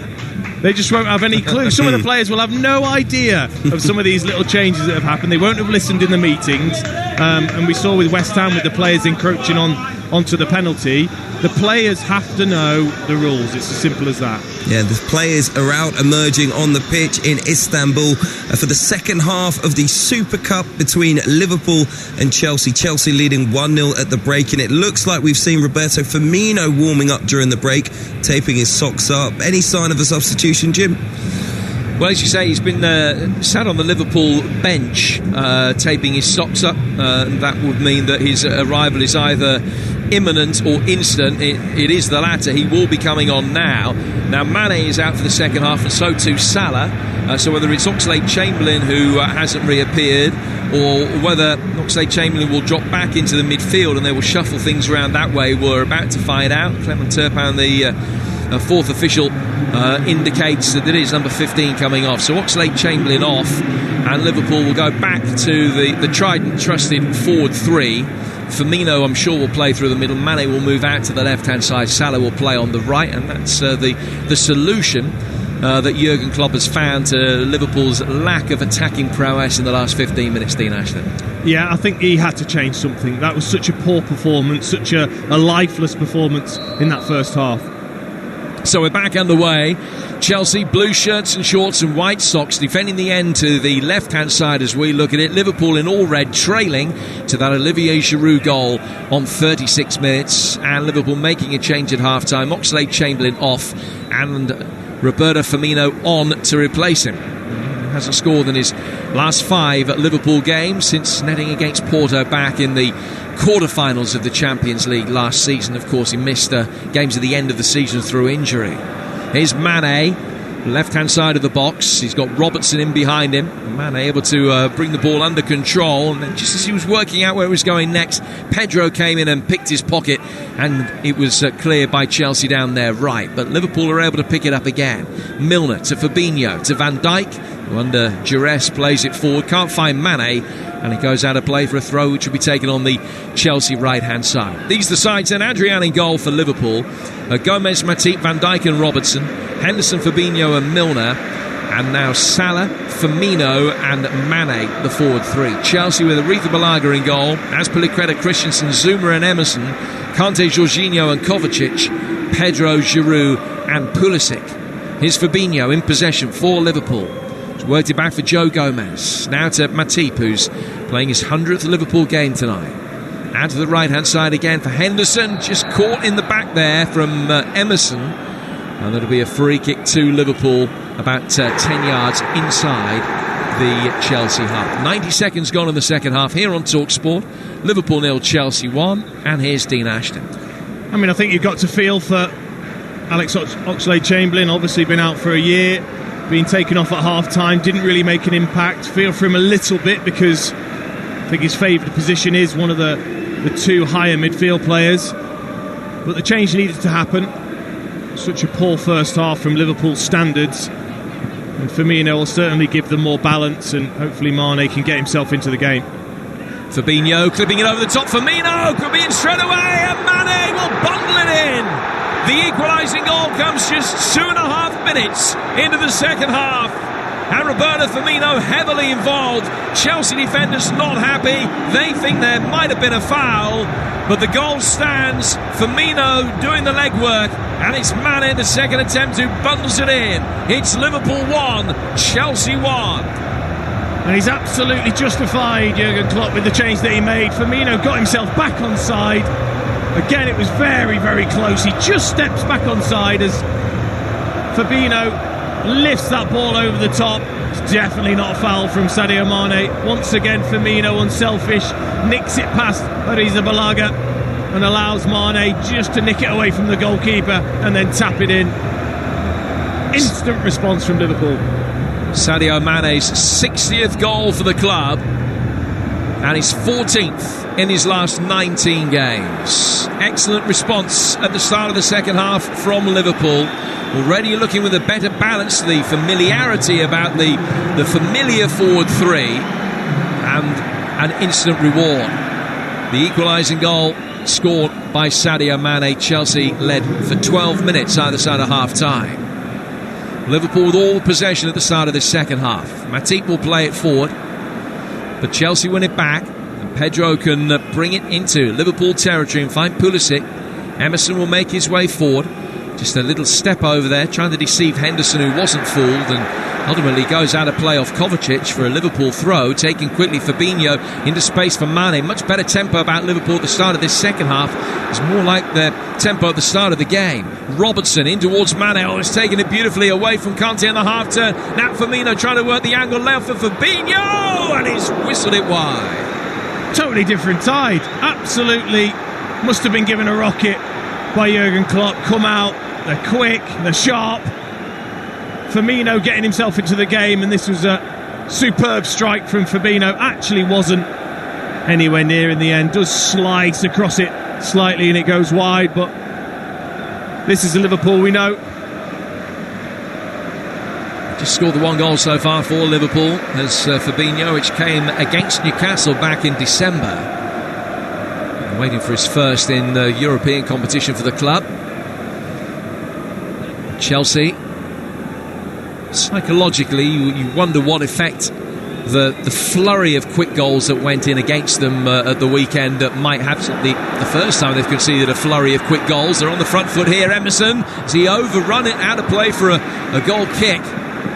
He had two to try and pull it back to. Both Pulisic and Giroud were waiting. They're appealing for a corner. A goal kick has been given. That was much better from Chelsea. The best move of the second half so far is Emerson making his way forward, rode the challenge. So might have hit Van Dijk last, but a goal kick has been given. If only he could have just dinked that over the top of the defenders. Conte and Pedro were there, would have had a tap in. Instead he tried to fire it low into Giroud. It ricocheted off. Azpilicueta takes the throw for Chelsea, looking for Pedro, one back by Milner, and Milner will play an intelligent pass forward. It's another excellent ball from Firmino. What a start he's had. Mane back in for Henderson via a deflection, and Arrizabalaga was on his knees, got lucky because it deflected off Emerson. It took the pace out of it, and although the goalkeeper had been committed, as I say, was on his knees, could just put his hand above his head and still make the catch. I mean, Sadio Mane looks electric on the left-hand side. That pace that he's shown, very unselfish way, he just fed it across the box to Henderson, who came onto it, tried to powerfully side-foot it into the corner. Arrizabalaga was unlucky in a sense with the deflection, but then lucky that it landed straight into his hands. Really bright start of the second half from Liverpool, and Firmino has really hit the ground running. Here's Azpilicueta for Chelsea. N'Golo Kanté. Long right-footed pass out towards the left for Pulisic. Just unable to bring it down, and it's gone out of play for a throw to Liverpool on their right.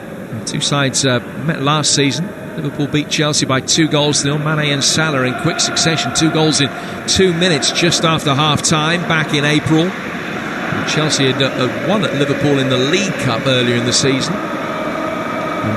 Very nearly repeated the trick at Stamford Bridge in the league, only for Daniel Sturridge to equalise late on.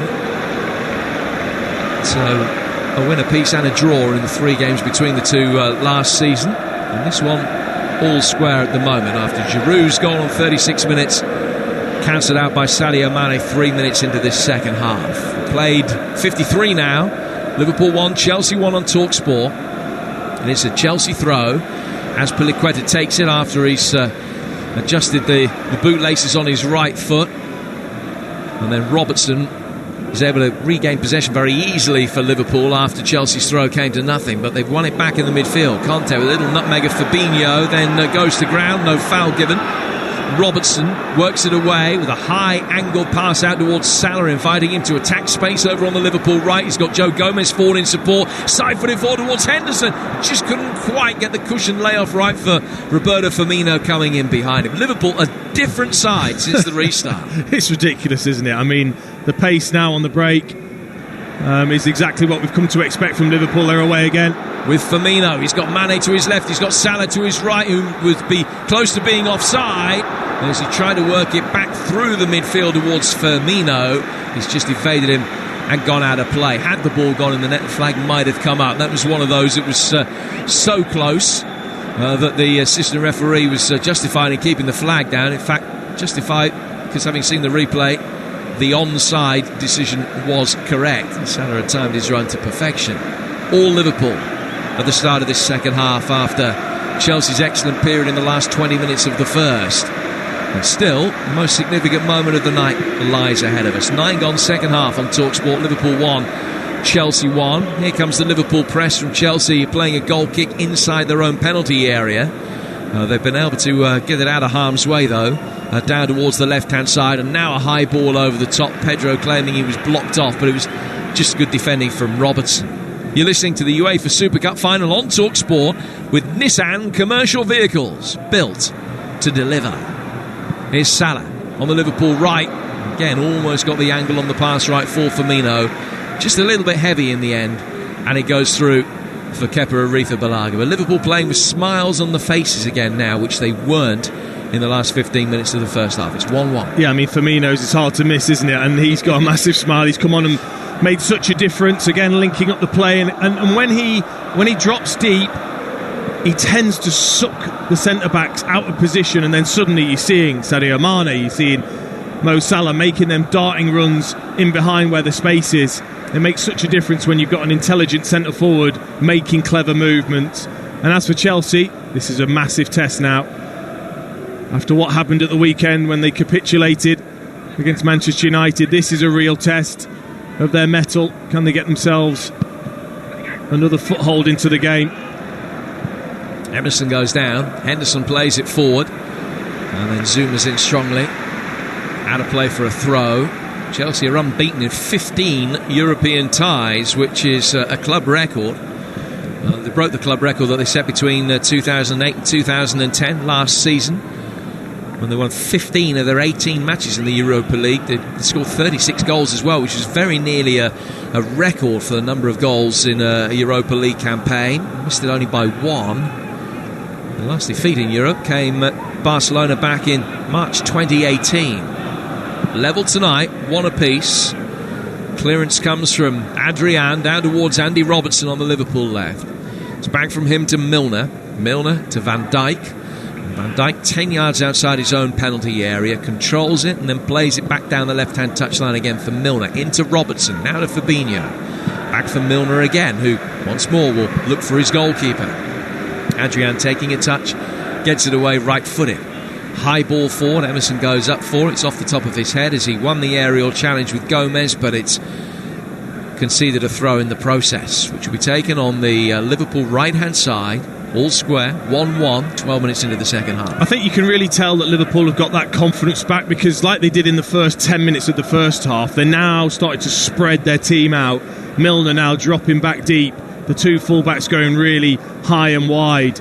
as soon as Chelsea got on top, we saw them sort of go into their shell, Liverpool. Robertson, Firmino. Firmino's 10 yards outside the penalty area, level with the left-hand edge of the box. Drew Chelsea players towards him, then worked the space by going back for Fabinho. Gomez to Salah, Milner. Salah's continued his run, has it inside the penalty area, but picked out the wrong number 7 as he looked to play it back towards Milner. He only found Conte, and Pedro will take the ball on the half-turn and almost get away from Van Dijk, who stood his ground imperiously. Exactly, almost.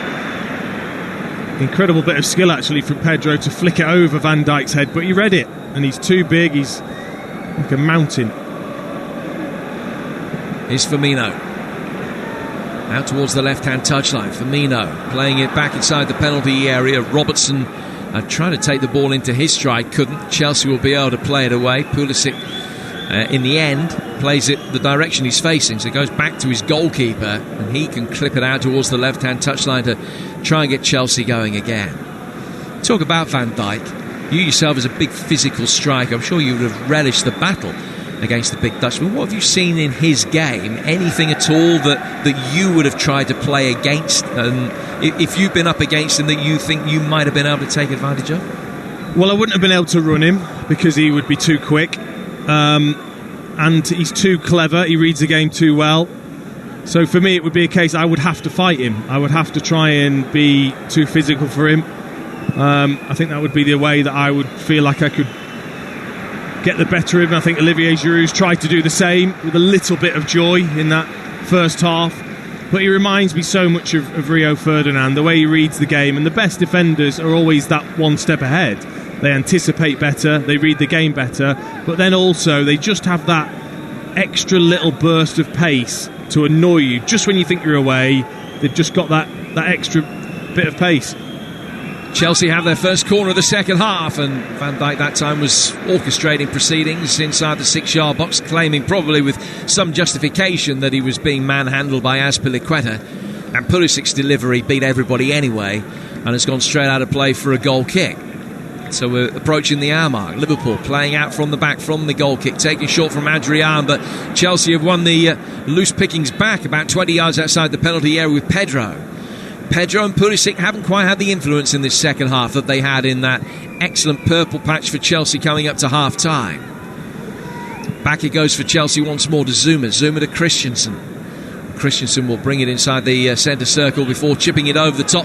And Matip has played everybody onside here. No, he hasn't, not quite. Flag was up, and it's a free kick to Liverpool on the edge of the box. An hour played on TalkSport in the Super Cup. Liverpool 1, Chelsea 1. The only worry I would have actually is I know Matip probably feel a little bit hard done by that he was left out of the first game of the season after some of the performances towards the end of the season, which was superb.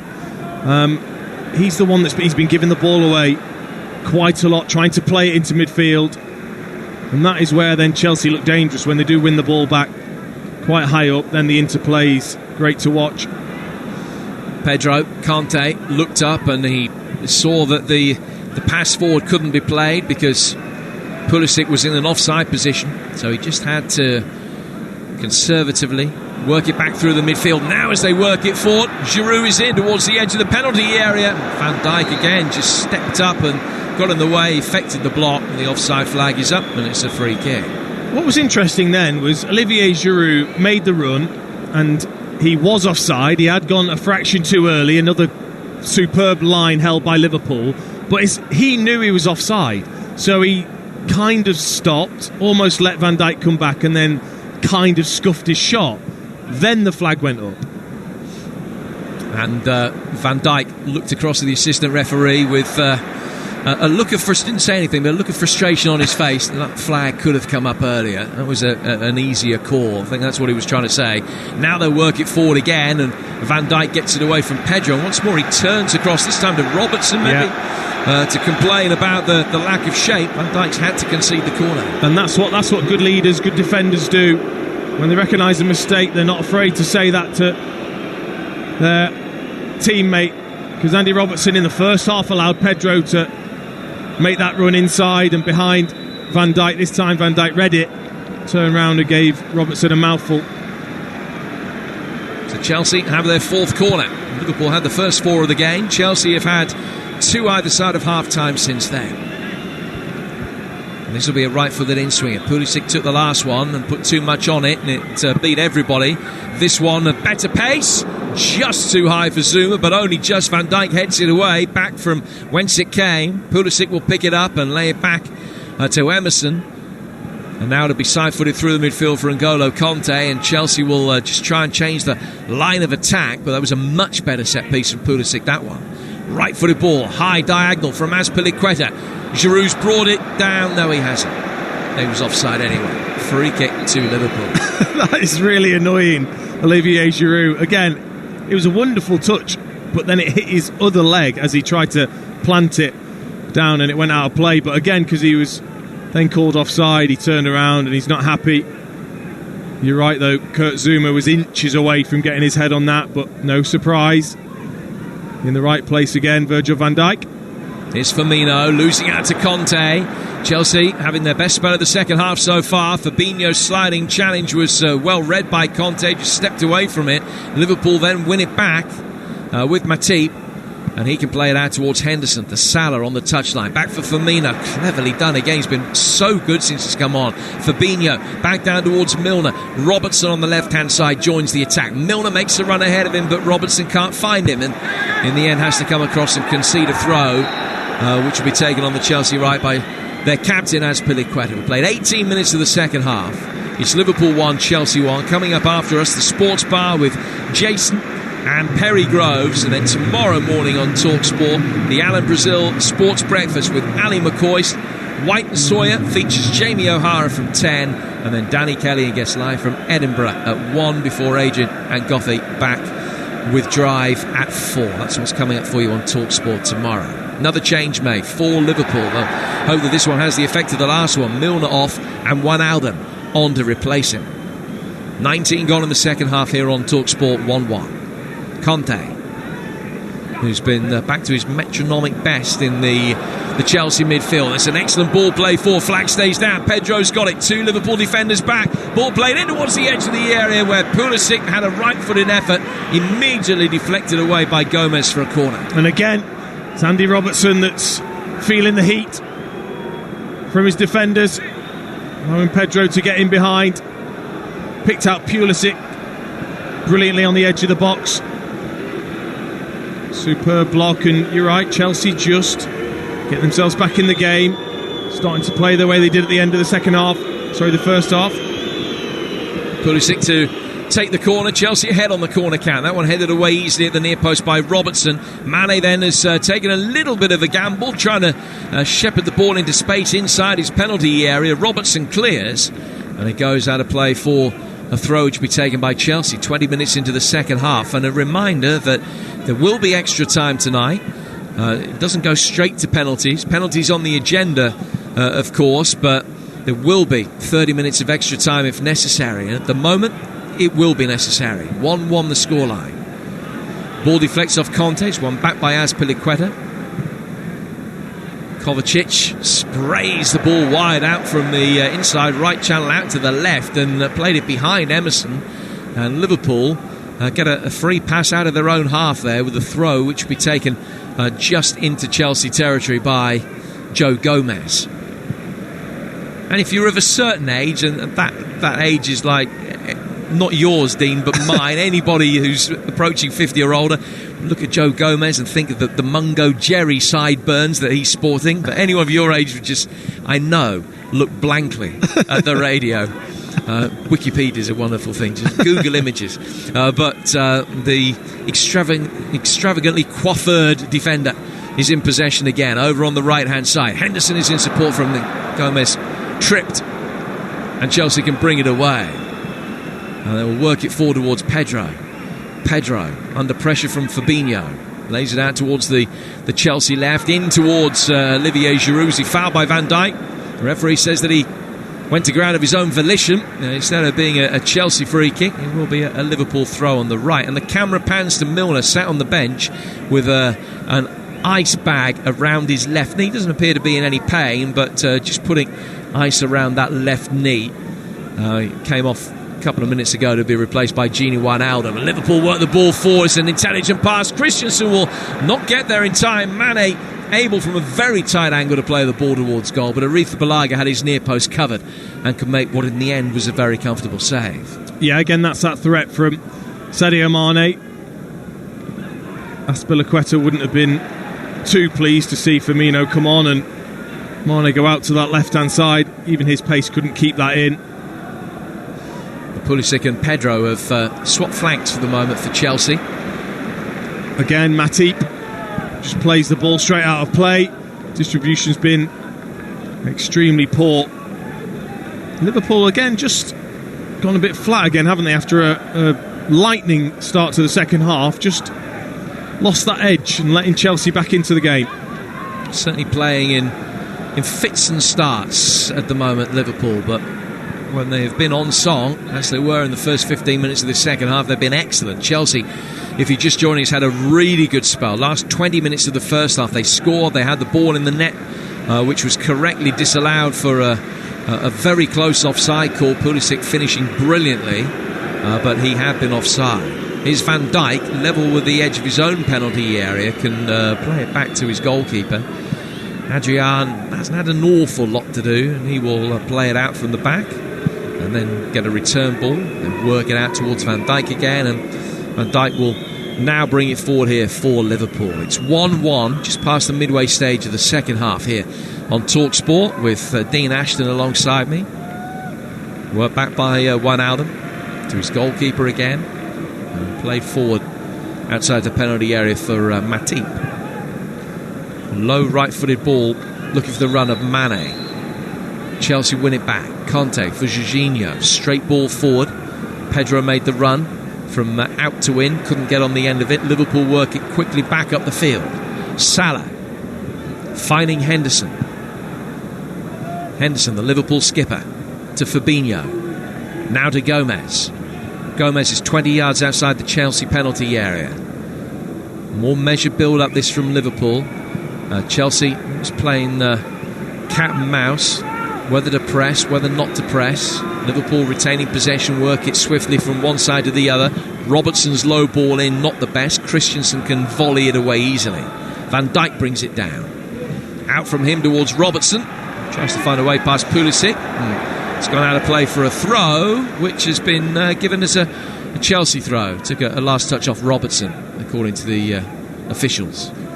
I'm pretty sure both managers will be looking behind them and thinking what options they could look at as we slowly go into the last 20 minutes. For me, Alexander-Arnold, I think, would be a superb move for Jurgen Klopp at this time. Gomez maybe to go inside as a centre-back. Matip's been giving the ball away far too often, and then Alexander-Arnold just gives you a whole new dimension compared to Gomez on that right-hand side. And as for Chelsea, Barkley, Mount, Willian, is he fit enough to feature? Certainly got attacking options anyway that they could change. Salah can't find a way through in the midfield. Azpilicueta angles it over the top. Flag up against Pulisic. Free kick to Liverpool again. Into the final 20 minutes of normal time. It is 1-1 between Liverpool and Chelsea on TalkSport. Ross Barkley certainly amongst those out warming up. On the Chelsea bench, Rudiger, Alonso, Barkley and Abraham, Willian and Kennedy, Mount, Zappacosta, Batshuayi, Tomori and Gilmore, as well as goalkeeper Caballero. Liverpool have made 2 changes. They can make 1 more. If the game goes to extra time, they can make a 4th, remember. Wijnaldum and Firmino already off the bench. Firmino to great effect in the early stage of the second half particularly.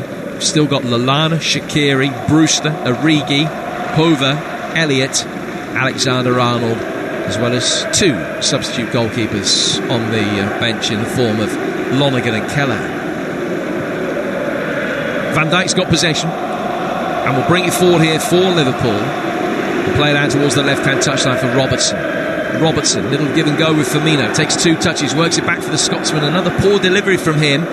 Unlike him, but his deliveries haven't been particularly efficient from that left wing tonight.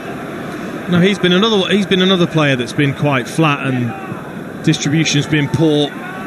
You know, we're so used to him flying up and down that left-hand side. It's only really in this second half that we've seen anything of Robertson as an attacking force, and I think that's 3 times on the bounce that he's not got it past Christensen and into Firmino. Well, now there will be a little bit of action on the Chelsea bench, and it's Mason Mount who is going to be coming on first for his second Chelsea appearance. Not his European debut, though. His previous experience playing in the Europa League with Vitesse Arnhem in one of his loan spells. He'll be on in a moment. The 20-year-old who worked with Frank Lampard at Derby last season, of course. Here come Chelsea with Pedro. Played wide for Emerson turning away from Gomez in towards the edge of the penalty area. Kovacic continuing his run forward. Pulisic whacks it in. It hits Van Dijk. Cleared then towards Conte. Conte's ball behind Olivier Giroud, and that makes it easy for Andy Robertson just to stroll out towards the left-hand touchline to get cheap possession back and work it back into a central area for Van Dijk, who looks long. What a pass that is! Finds Salah, great control. In the end, Zuma comes across and sweeps up at the expense of a corner. But Van Dijk's passing radar is absolutely sensational. That's 60 yards, just didn't even think about it. Pinged it out towards Salah. No, it's glorious, isn't it? And I have to say, actually, you've got to give credit to Kurt Zouma, because he didn't commit. He just stayed off 5 yards and waited for Salah to control it. And it was good control, but it was just in the range of Kurt Zouma to get it away. Otherwise, it would have been a 1v1 situation. Double change for Chelsea. Abraham and Mount on. Giroud and Pulisic, the players that have gone off. Certainly Mason Mount coming on. I thought Giroud's actually had a very good game and led the line really well, but these are 2 of the players that Frank Lampard's going to hang his hat on. Can they come on and win this final for him? Well, it's a double change made whilst Chelsea are preparing to defend a corner, and it's come through towards Wijnaldum, and it's Salah through a crowd of players. Who reacts first? What a save! Van Dijk's effort tipped onto the bar by Aretha Balaga. Great reaction stop, and somehow it's still 1-1. What a save! This is from Aretha Balaga. Bounces around, comes out to Mohamed Salah, fires it in. It's a good save to start with, but then what a reaction as Van Dijk stabs it towards goal. Double fist pump from Kepa. Great save. Really good reactions. In comes the next corner. That's missed at the near post by Kovacic. Back out towards Henderson. He works it in. Firmino's looping header, hoping that someone could attack it, but Aretha Balaga's there first. Well, that might be the best save he makes all season. First save was good, because it took a deflection from Salah's shot, but the second was he gets back to his feet and he's just, with his weight going the wrong way, thrown a left hand up and it's hit the underside of the bar. It's the kind of moment that they practice religiously, day in, day out, getting up, making a double save. But boy, all the hours of work on the training ground paid off there. That's an outstanding piece of goalkeeping. Oh, it was. You're right. That's what they do day in, day out. How quickly he was able to get down, make that save, and then be up again on his feet. And all right, it's close to him. You know, the rebound from Van Dijk, he stabbed it towards goal. It's close to him, but still he's managed to shove his left arm up, hoping to get something on it. Hits the crossbar, hits the inside of the post, and gets away from danger. And it remains 1-1 as a result of that. Here's Conte. He's worked the ball back to Kurt Zouma. And Zouma back for Kepa Arrizabalaga. Takes it towards the edge of the penalty area and whacks it long upfield. Van Dijk going up for it. He was hurt as the bodies collided around him. Having got that shot in, and now as the free kick goes Liverpool's way, he's just bent over on his haunches for a moment. Just an awkward one for him. 13 to go in normal time. Liverpool 1, Chelsea 1 with Giroud's goal 9 minutes before half-time, equalised by Sadio Mane at the beginning of this second half. Here's Van Dijk, 77 on the clock. You're listening to the UEFA Super Cup final on TalkSport with Nissan Commercial Vehicles, built to deliver. Van Dijk, another long right-footed ball forward, looking for Salah. Emerson got his starting position absolutely right and could head it away. Back from Firmino, though, to find Salah. Salah to Gomez, to Fabinho. Fabinho's 25 yards outside the penalty area. He's worked it back towards Matip. Matip into Firmino, just sold Salah a little bit short. Half cleared by Emerson, picked up by Gomez. Gomez back for Van Dijk, sweeping for Liverpool at the moment in his dark grey boots, and he turns it back to his goalkeeper. Adrian comes towards the edge of the penalty area, passing options all around. He's gone long, straight down the middle. Chelsea win it back, but then Liverpool win the seconds with Fabinho. Fabinho to Mane. Mane with Salah to his right. Firmino making his way through the middle. Wijnaldum is forward joining the attack. Salah in towards Mane. Good movement, clever little backheel flick from Mane. Hit the nearest Chelsea defender. Henderson works it back in. Robertson coming around the back, but Azpilicueta was there first to head away at the far post. And then Pedro will keep it in, down by his own corner flag. Work it forward for Conte, and Chelsea will try and build a counter-attack out of something here. Conte working it to his left-hand side. First chance for Chelsea to bring the ball forward for a while. Mount, he's played in, but not accurately by Kovacic. Grin from Mason Mount, but it's just off balance and couldn't receive that. And it's gone out of play for a Liverpool throw. I mean, Kovacic, I think, has been excellent as well in this game. That was a poor pass, but the three midfield players, Conte, Jorginho, Kovacic, I think have been superb, and they've a definite change to Old Trafford. That midfield three, when they're defending, very much a flat three in front of the back four, not allowing any space. Now Liverpool have a free kick, and it's a yellow card, the first of the game, for Azpilicueta, who's far from happy, and tells Stephanie Frappert what he thinks of the decision. But there was a push in the back of Mane, who went down, and it's a free kick which is in just about position A. It's 6 or 7 yards outside the penalty area. It's pretty straight, maybe slightly left of centre. Just looking at a replay, well, hands in the back from Azpilicueta. I don't know what he's moaning about. Yeah, but there's hardly any. I mean, he's going to put the hands in the back to know where he is and hold him off. It's not. I wouldn't say it's a push. I'd say it's more a hands in the back to say you're not going to back into me. Very soft, and I can see why Azpilicueta is sort of saying, "What is that? What is that?" to Sadio Mane, as in you felt the hands in your back and you've gone over. Do you agree, Jim? Or having seen it, I can see why it was given. Because yes. Because I must admit, having seen the replay, which the referee hasn't. Yes, I agree with you that it was soft. I didn't think it was soft at the time, and obviously the referee's only got one angle to go on. But exactly, she's probably seen the hands in the back and thought it's a push. But Mane bought it. He went to ground readily. Yeah. The bottom line is it's a free kick to Liverpool in a very good position here. Salah is eyeing it up as we go into the final 10 minutes. It's a left-footed curling effort. Wall did its job and deflected away over the bar for a corner. Yeah, that wouldn't have gone down well, would it? If that had nestled in the top corner. Abraham flicks that over the top of the crossbar. Salah will come out to take the corner. Both hands above his head. This is Liverpool's first corner of the second half. And it's going to be swung in left-footed, far too low and flat. Knocked away easily at the near post. High up in the air from Kovacic.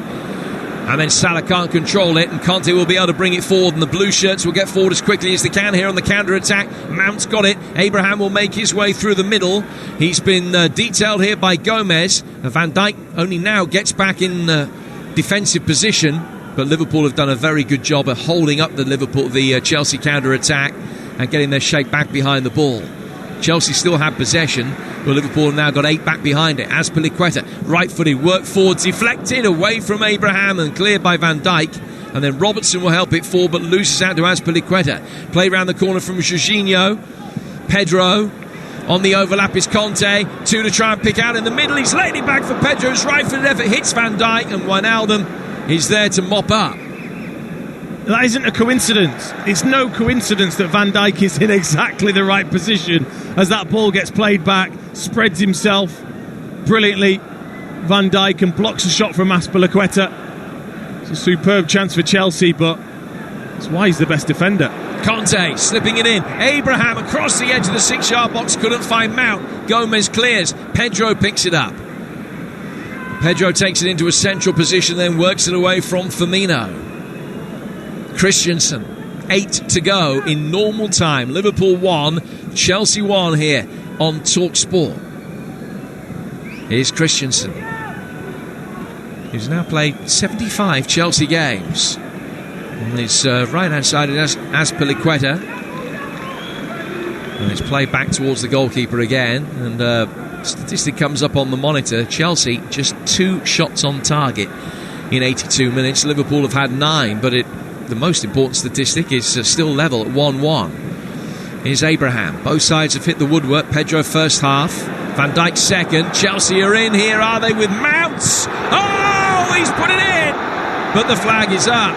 And for the second time tonight, Chelsea have the ball in the net, only to see the flag deny them. Oh, so frustrating, and how unlucky for Mason Mount. It's a beautifully crafted left foot strike, and he is offside. Again, the officials are allowed to keep their flags down until the last moment to see how play progresses. He looked straight across at the flag as soon as the ball was in the net.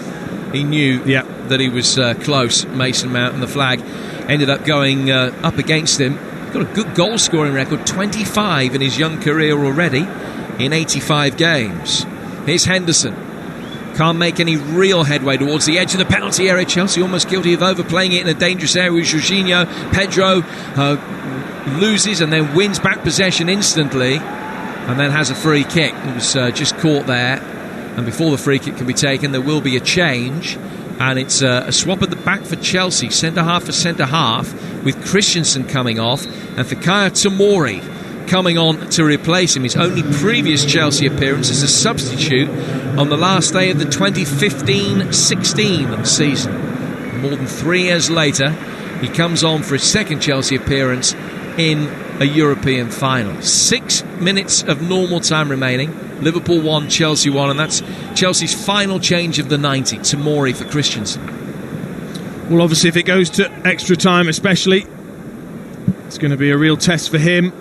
One thing he does have on his side, plenty of pace, so now you've got Zuma and Tomori. Plenty of place at the back for Chelsea. And Emerson was making his way forward. Jordan Henderson manhandled him, and he has picked up a yellow card. First Liverpool player in the book. There was a little left hand around the ribs, a right hand on the shoulder. Emerson going to ground. Free kick to Chelsea. 5 to go of normal time. 1-1 the scoreline after Olivier Giroud's opener cancelled out by Mane early in the second half. Now, what will Chelsea be able to muster from here? It's Mount that stands over it, given the responsibility, the 20-year-old. Is he going to size it up? No, he's clipped it in, right-footed inside the area. Azpilicueta attacking the back post. Mane has headed it away, out of play. Was pushed in the process. I think the offside flag was up against Azpilicueta anyway, and it's a free kick which will be taken by Liverpool inside their own penalty area. 1-1. I think Chelsea, for me, are the better side going into this last 5 minutes. I know you talked about the stats, and certainly in terms of shots on target, but I think Chelsea have had more, in terms of the whole match, Chelsea have had more better situations than Liverpool have. Here's Salah making his way forward for Liverpool towards the edge of the area. Mane's in and has bobbled it wide. Aretha Balaga came out, narrowed the angle quickly. It was another very close call for an offside against Sadio Mane as it was played in towards him. Well, again, he's making a great run, and it's Tomori who's just come on, who makes the mistake. He's deeper than the other 3 defenders, keeping Sadio Mane onside. And it's was it offside? Yes, it was offside. Just. But as we've said, just offside is offside, so it doesn't matter. Which saves his blushes, because it was a very poor finish. 3.5 to go. Liverpool 1, Chelsea 1. Play resumes with the indirect free kick from Aretha Balaga. Launched over halfway, headed back by Robertson, brought down in the midfield by Chelsea. Referee gives a free kick to Chelsea. It was a ball moving when it was taken, I think it was. So they get the opportunity to take it again. Goal now for either side may well prove to be the winner and produce a piece of European silverware. For Liverpool, it would be their 13th in their history. Way out ahead in terms of English clubs. Emerson trying to win a corner, can't do so. He's played it in left-footed. He thought that it took a deflection. And it's gone out of play for a goal kick. I think it probably did take a deflection.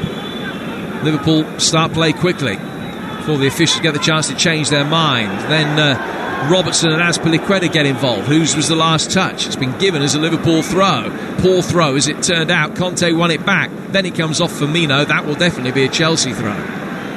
Just taken in front of the technical areas. We've got a little bit panicky and fractious for a minute. We've got 2.5 minutes of normal time to go, and it remains 1-1. Can either side find the breakthrough? Azpilicueta preparing to take the throw. Abraham appeared to indicate that he wanted it to be hurled in behind him so he could spin and try and turn onto it. It's played short instead for Jorginho. Now work through the midfield for Kovacic. Kovacic to Pedro. Out to the left-hand side for Mount. Mount waits for Emerson to make his way outside him, and as he plays in it, hits Gomez. Will bounce back out towards the touchline. Headed back down to the Chelsea left-hand side again for Mason Mount. Mount to Jorginho. He goes back inside his own half for Tomori. Another player who, like Mount, was on loan at Derby last season working for Frank Lampard. Azpilicueta's ball in is headed away by Van Dijk. And then brought down in the Chelsea midfield again with the industrious Kovacic out to the left-hand side. Mount working the angle onto his right foot. Look for Abraham, but Van Dijk heads it away. He's got to improve, Abraham. He's on his heels again. We saw it at Old Trafford when that ball was flashed across and he was on his heels. Same again there. Mount with a brilliant ball. Van Dijk read it perfectly. He needs to dart across. Van Dijk there. Conte, right-footed effort from him, deflects away, and as we go into the 90th minute, Chelsea have a corner. 1-1. Definitely look the more likely. Liverpool pretty much just looking to counter-attack now. Abraham stands, hands on hips, inside the penalty area, ready to attack this. So too Tomori. Azpilicueta and Zuma. I think it was Zuma that got the last touch. He's off balance, but he's only 4 yards out, and it's come off his head and gone over the bar. Excellent delivery, though, from Mason Mount. Horrible to defend against when it's coming into the 6-yard box. Adrian didn't bother coming. Zuma again. It's just too high for him. Azpilicueta's screaming at him to let it go. He would have had a free header behind him. Liverpool starting both halves brightly, particularly the second. Chelsea ending both of them in the ascendancy. 1-1 the scoreline at the moment. And Firmino, who was brilliant for 15 minutes after coming on, hasn't really had too much service latterly. And the ball's come off him and gone out of play there for a throw which will be taken on the Chelsea right. And we're into 2 minutes of time added on at the end of the 90. So there's not a goal in the next couple of minutes. We're heading for extra time. Azpilicueta preparing to take a throw down the Chelsea right-hand side. Finds Pedro. Pedro to the byline. High right-footed ball in from him. Away from Gomez. Gomez will knock it away on the edge of his own penalty area in towards Salah, who was pushed over by Kovacic. He then kicks the ball away to stop Liverpool taking the free kick quickly. And it's a free kick which will be taken midway inside their own half. Just over a minute to go. 1-1. And extra time coming our way. I think, to be honest, neither team, you would say, absolutely deserves it. Both teams have had their moments, but it's the last thing they want. It's the last thing both teams want so early on. And the season's only just started, would be to have extra time.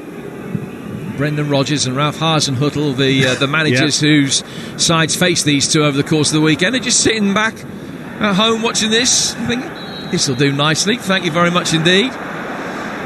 Now another free kick has been given, and Gomez lost his foot there. Sorry, he didn't. Clearly, he's lost his boot. He hasn't lost his foot. That would have been a different challenge entirely from Emerson. He lost his boot, and having talked my way into clips of the week, it will be a free kick right at the end of 90 minutes here. 20 seconds of normal time to go.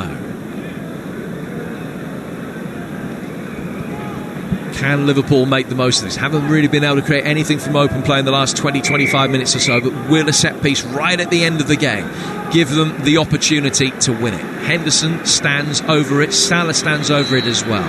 They've got 5 in a line to attack it on the edge of the penalty area. Really poor delivery. Conte heads it away high up in the air. 2 minutes of stoppage time have been played. Robertson hooks it back in, headed on by Mane. Salah, right-hander to the penalty area. And as he flashed it across the edge of the 6-yard box, Firmino couldn't get there, and Abraham got out of the way to make sure he didn't steer it into his own net. And that's the last action of the 90. And we're heading for extra time in the Super Cup. It's Liverpool 1, Chelsea 1. And it was a brilliant match, really. I mean, not too many goals, 1 each, of course. Dean Ashton, what did you make of it? Chelsea imposed themselves in the second half towards the end, but it really was end-to-end as soon as Liverpool came out for the start of the second half. It's been a superb game, and I think Chelsea have been, for me, just slightly the better team. I think they've shown more creativity in the final third. I think they've created more openings, but Liverpool still, they always look dangerous, and when Firmino came on, he totally changed the outlook of Liverpool's attack. Mane suddenly was getting himself into the game and got the quick goal, but you'd have to say 1-1 is probably about right. Absolutely. Dean Ashton and Jim Proudfoot will be back with you for the second half in just a moment. I am joined beside me by someone who's looking rather tense. Very tense, Hugh. Very tense, yes. I've been jumping around like a nutcase in there. It's been a decent game, actually. He's right there, Dino, when he said that Firmino changed the game. Liverpool, I thought, were tepid first half. I didn't think they were going to be as lax and as perhaps a yard off it. Second half, they had to be better. The introduction of Firmino gets its reward straight away. I thought Chelsea weathered the storm pretty well. The saves from Kepa, and when that goes in, it's probably all over. But I think overall, it's been a pretty good game. I'm quite impressed with the way Chelsea have played. So, half hour to go, and whatever happens, straight after the final whistle, whether it goes to penalties or extra time, myself and Perry Groves will be here taking the calls. Yeah, and N'Golo Conte made a huge difference. Good to see him looking so physically fit. So many injury problems, apparently. He's only had 30 minutes pre-season. I know. But he is a freak of nature. Honestly, he keeps going. His energy levels are absolutely ridiculous. Minute 1 to the 90th, you'll probably see going into 120 as well. Yes, he adds. Of course, he does. I thought Giroud offered a platform first half. I felt that we were a little bit static. I felt the game needed change. There wasn't a lot of movement. Tammy's added a little bit of something different. They're playing quite a high line, Liverpool. Chelsea have been caught offside 3 or 4 times in crucial areas. They've been offside, but it's not been the huge mark. No. And you just wonder whether one of those runs might get timed. And good from a Chelsea perspective to see the likes of Fikayo Tomori, Mount and Abraham out there once again, but Tomori comes on in a big game. Absolutely. Frank Lampard clearly not afraid to use the youngsters. No.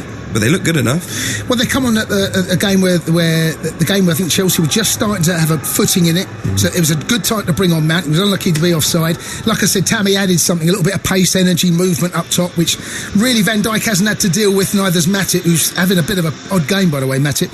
And Tomori has come. I don't know whether Christensen has got an injury or whether that's just him looking ahead to Sunday's game as well. Of course, that's very much on the manager's minds. Against Leicester, yeah. Jason Cundy and Perry Groves on the way for the sports bar. As soon as the conclusion of this match arrives, of course, extra time on the way. Who knows?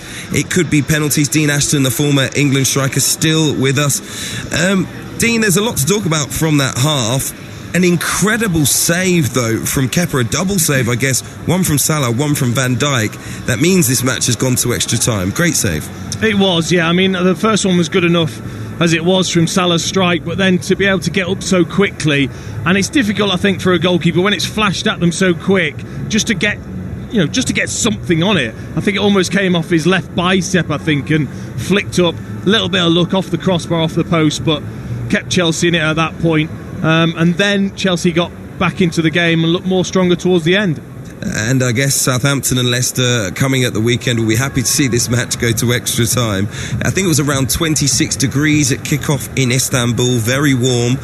Good for the fitness, but not really great for the preparation for this weekend. It's not ideal, no, not at all. Like you said, the other two teams will will be hoping that it does take it out of the players. You're right, all the players are absolutely drenched. You can see their shirts are drenched with sweat. It must be extremely hot down at pitch level. So not what either team wanted, but still there's a trophy up for grabs, and it'll be interesting just to see what little changes will be made in extra time. Yeah, let's see if there are any changes from the managers. I'll hand over to Dean and our commentator Jim Proudfoot. Well, there's one straight away, and Andy Robertson has come off to be replaced by Trent Alexander-Arnold for Liverpool. Jurgen Klopp and Frank Lampard just sharing a joke on the edge of their technical areas, probably along the lines of, why are we playing extra time? We could have just gone straight to penalties now. But Liverpool making the change. So both sides have made 3 and have 1 left at their disposal. We're back underway. First period of extra time. Liverpool red shirts, shorts and socks. Chelsea in blue shirts and shorts and white socks, and in possession as they kick from right to left in this second half. I'll run through the two teams for you as they stand at the moment very shortly, as Conte will try and get the better of Fabinho, who's just stood his ground, and then he works it back for his goalkeeper Adrian, who takes a touch and will play out from the back. Liverpool with Adrian in goal, Alexander-Arnold, Matip, Van Dijk and Gomez, the back 4 now. Henderson, Fabinho and Wijnaldum in midfield, Salah, Firmino and Mane up front. Chelsea in possession as Kovacic tries to win a free kick. Have Aretha Balaga in goal, Azpilicueta, Tomori, Zuma and Emerson the back 4, Conte, Jorginho and Kovacic, and then Pedro, Abraham and Mount. And 1 change left for both teams in the second minute of extra time, and it's Liverpool 1, Chelsea 1.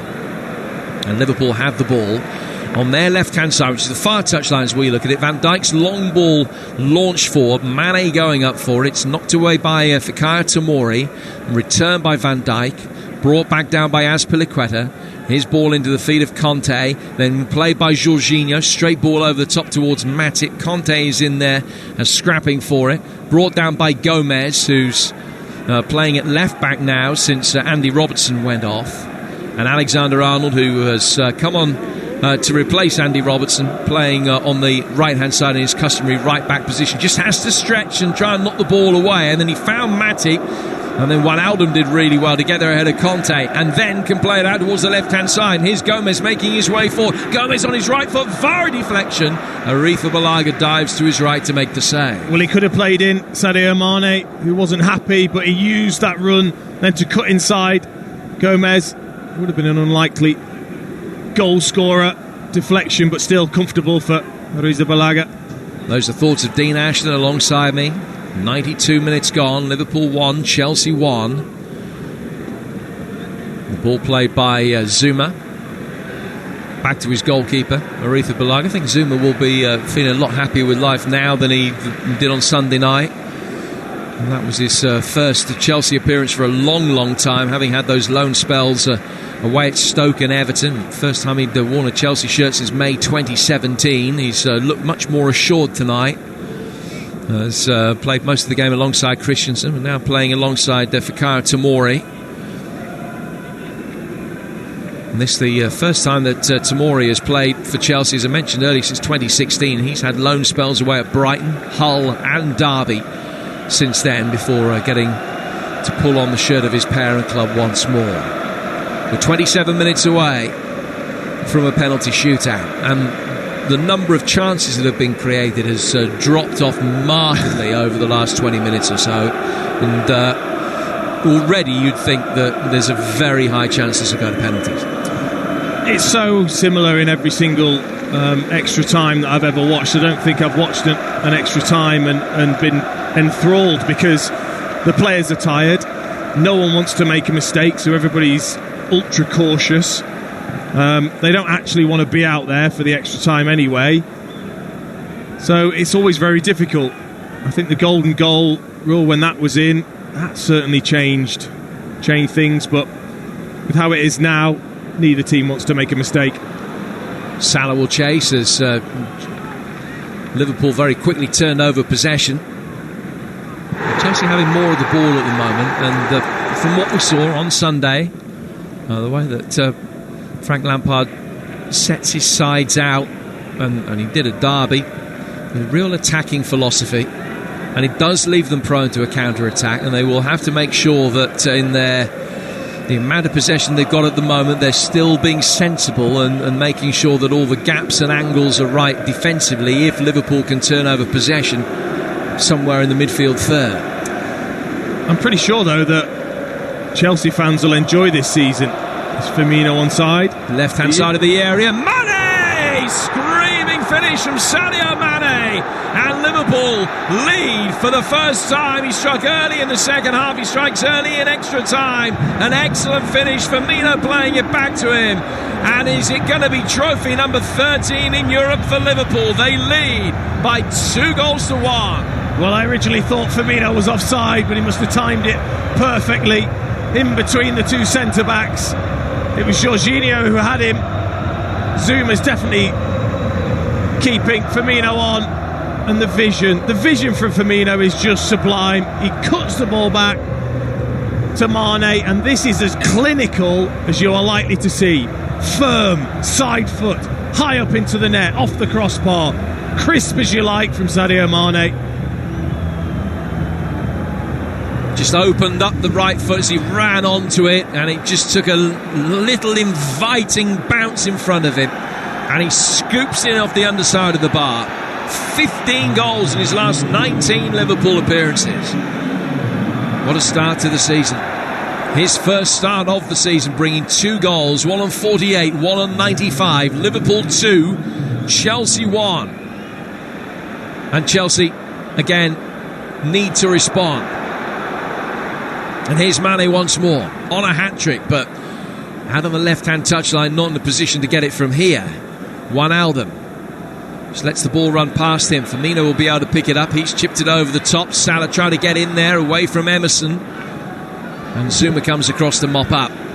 Emerson will try and work it down the touchline. In fact, forced by the close attendance of a Liverpool player to play it into a more central area where Jorginho will be able to pick it up for Chelsea and now work it away past Fabinho to find Conte. Another goal that Chelsea and Frank Lampard and his staff will look at and be so disappointed. Jorginho has Sadio Mane in his sights. He's marking him perfectly well. Just allows him to run. Just allows him to run in behind, in between the two centre-backs who don't pick him up. Chelsea looking to bring it forward again. Pedro wide for Azpilicueta, knocked away by Gomez's heel. Fabinho can clear. Forward towards halfway. And the pace of Tomori gets him there ahead of Firmino. He's in a position just to let the ball run out of play, ultimately, for a throw. Chelsea's final change is imminent, and it's Ross Barkley who's going to be coming on. He's ready at the next break in play. We're midway through the first period of extra time, with Liverpool having broken the deadlock just 3 minutes ago with Sadio Mane. They lead for the first time. They trailed for 12 minutes in this match, but now lead by 2-1. Barkley clipping it down to the left flank for Emerson. Behind Emerson is Kovacic. Kovacic square through the midfield. Played forward intelligently. Tammy Abraham going shoulder to shoulder with Van Dijk. He got the shot in. Saved by the foot of the goalkeeper, Adrian. And Liverpool will be able to bring it away. Great movement from Tammy Abraham. Gets himself in a great position. Just inside Van Dijk. Van Dijk's trying his best to claw him back with his power. He then has to concentrate on the finish, Abraham. He doesn't get anywhere near enough power on it.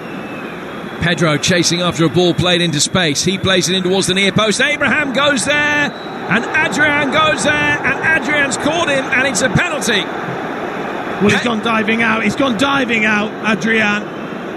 He doesn't need to. He doesn't need to go anywhere near Abraham.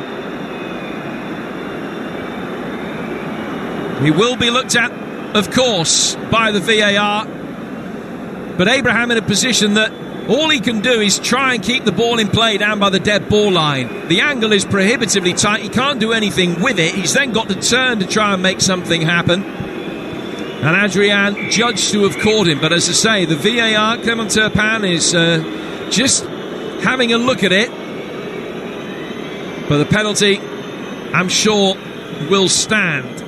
I mean, we're just able to look at a replay on the monitor in front of us. Adrian does come out. This is not a penalty. This is not a penalty. This is where a centre-forward just tries to get a nick on the ball, feels any kind of contact whatsoever and falls over. For me, that is not a penalty. Adrian does come out and spread himself, but doesn't actually make any real contact with Abraham, who goes down and wins the penalty. Jorginho with the chance to tie it up at 2-2. Only a couple of Chelsea goals to his name.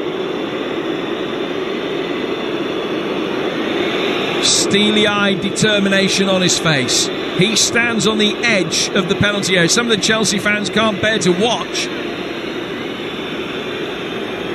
Adrian on his line. Can he make amends? Jorginho will hit this right-footed. It bends the runner and he goes right-footed and just waiting for Adrian to commit himself. Rolled it past him into the bottom right-hand corner. We're all square again. It's 2 apiece. Well, I was waiting for it. I was waiting to see if Jorginho did his little jig before he takes the penalty. He did. And he was so cool and calm to just slot it into the empty side of the goal as Adrian had gone the opposite way. But as I said, I don't think that's a penalty. I think Abraham has been able to deceive the officials.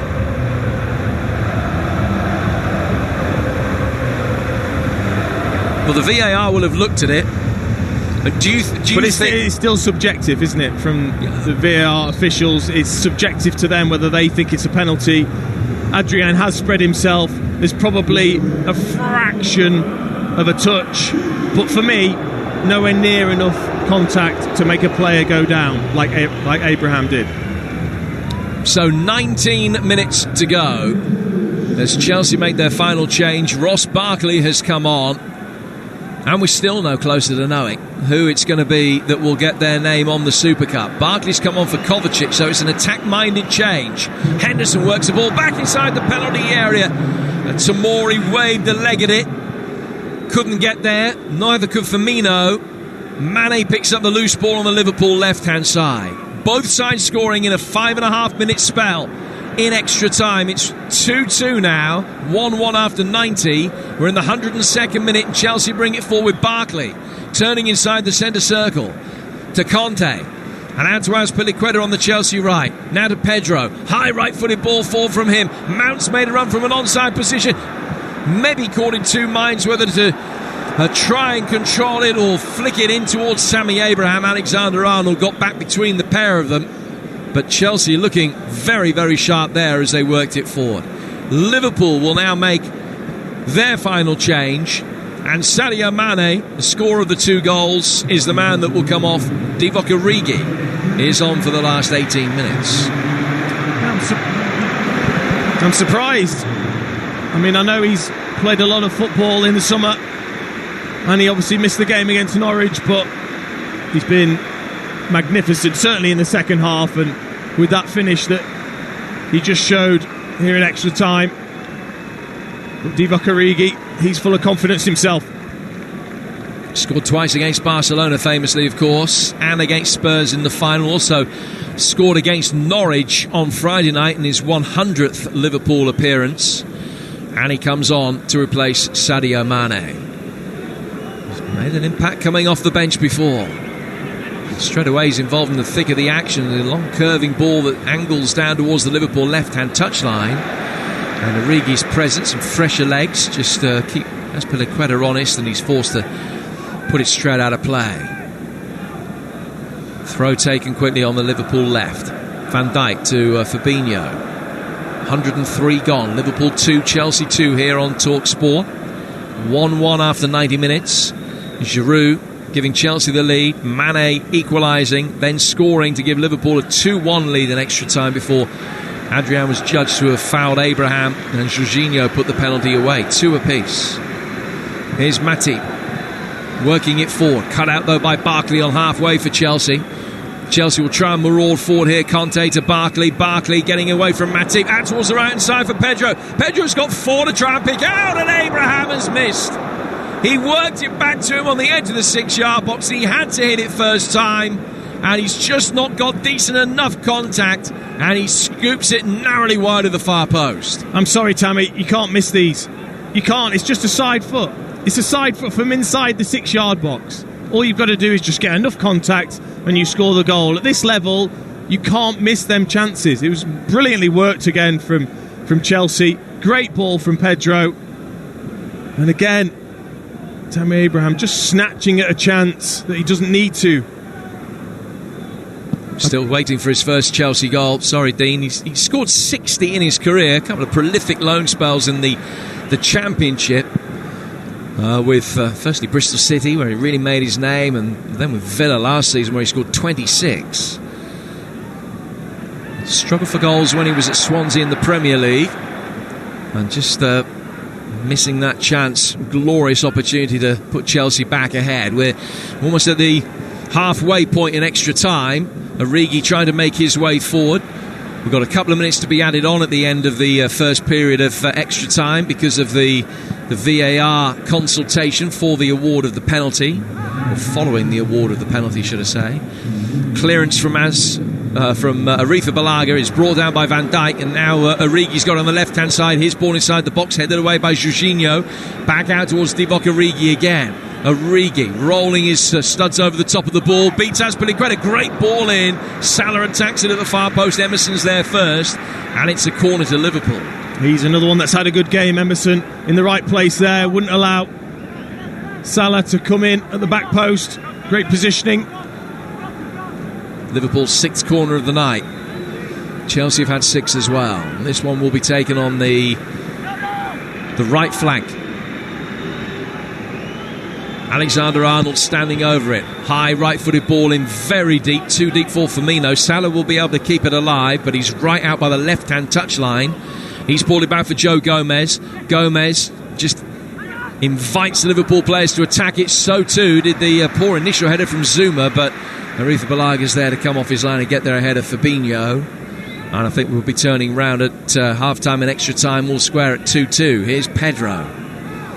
Pedro getting it back to Emerson. Long ball fall from him, just out of harm's way at this very late stage of the half, and Matip trotting in a tired manner back to pick up the loose ball and get Liverpool going again. 20 seconds left in this first period. Origi making his way down the left-hand touchline, but Gomez couldn't play him in. Chelsea win it back with Azpilicueta. Conte then loses out, just held onto the ball too long. Gomez won it back. Barkley then steps in and wins it. He's looked sharp since coming on, and here's another opportunity for him to try and pick somebody out. Abraham made a run, but Barkley ignored that and tried to take on Matip on the outside. He then clears, puts it out of play for a throw, which there's no time to take, and they'll switch around at half-time and extra time at 2-2. Well, what an eventful 15 minutes or so of football there between Chelsea and Liverpool. It's now 2-2. Dean Ashton's with us. Really, Sadio Mane getting his second goal. Lovely finish from him. But the penalty was a huge decision, and I've got to say, Dean, I agree with you. I cannot see why that penalty was given. I'm not sure there was much contract. Adrian comes out of his goal, but Tammy Abraham is making no intention of continuing to play football. He smashes the ball off and goes straight down. Yeah, you're right. Like I said, nothing really happens in extra times, does it? And, a fantastic finish from Mane, clinical, but you're right. I mean, I've been in this position and I've done exactly the same. You're waiting, you're desperate for the goalkeeper to come out in that situation, because you know the ball's going away from goal. You know the likelihood is you're just going to kick it out of play. You're just waiting for the keeper to desperately dive out and give you a freebie, and over you go. And that's exactly what Tammy Abraham's done. He just knows all he's got to do is get a touch, and he's on his way down before there's any real contact. Now, obviously, people will say, well, it's Adrian's fault. Why is he diving in? And they're right, but he doesn't actually make a challenge. He actually pulls his hands away. I'm not sure there's even any contact. So, personally, I think Chelsea have got away with one. Yeah, there's a slight bit of contact, knee to Tammy Abraham's trailing ankle, but it certainly doesn't make him lose his balance or go to the ground. And it's interesting because we're watching loads of replays right now.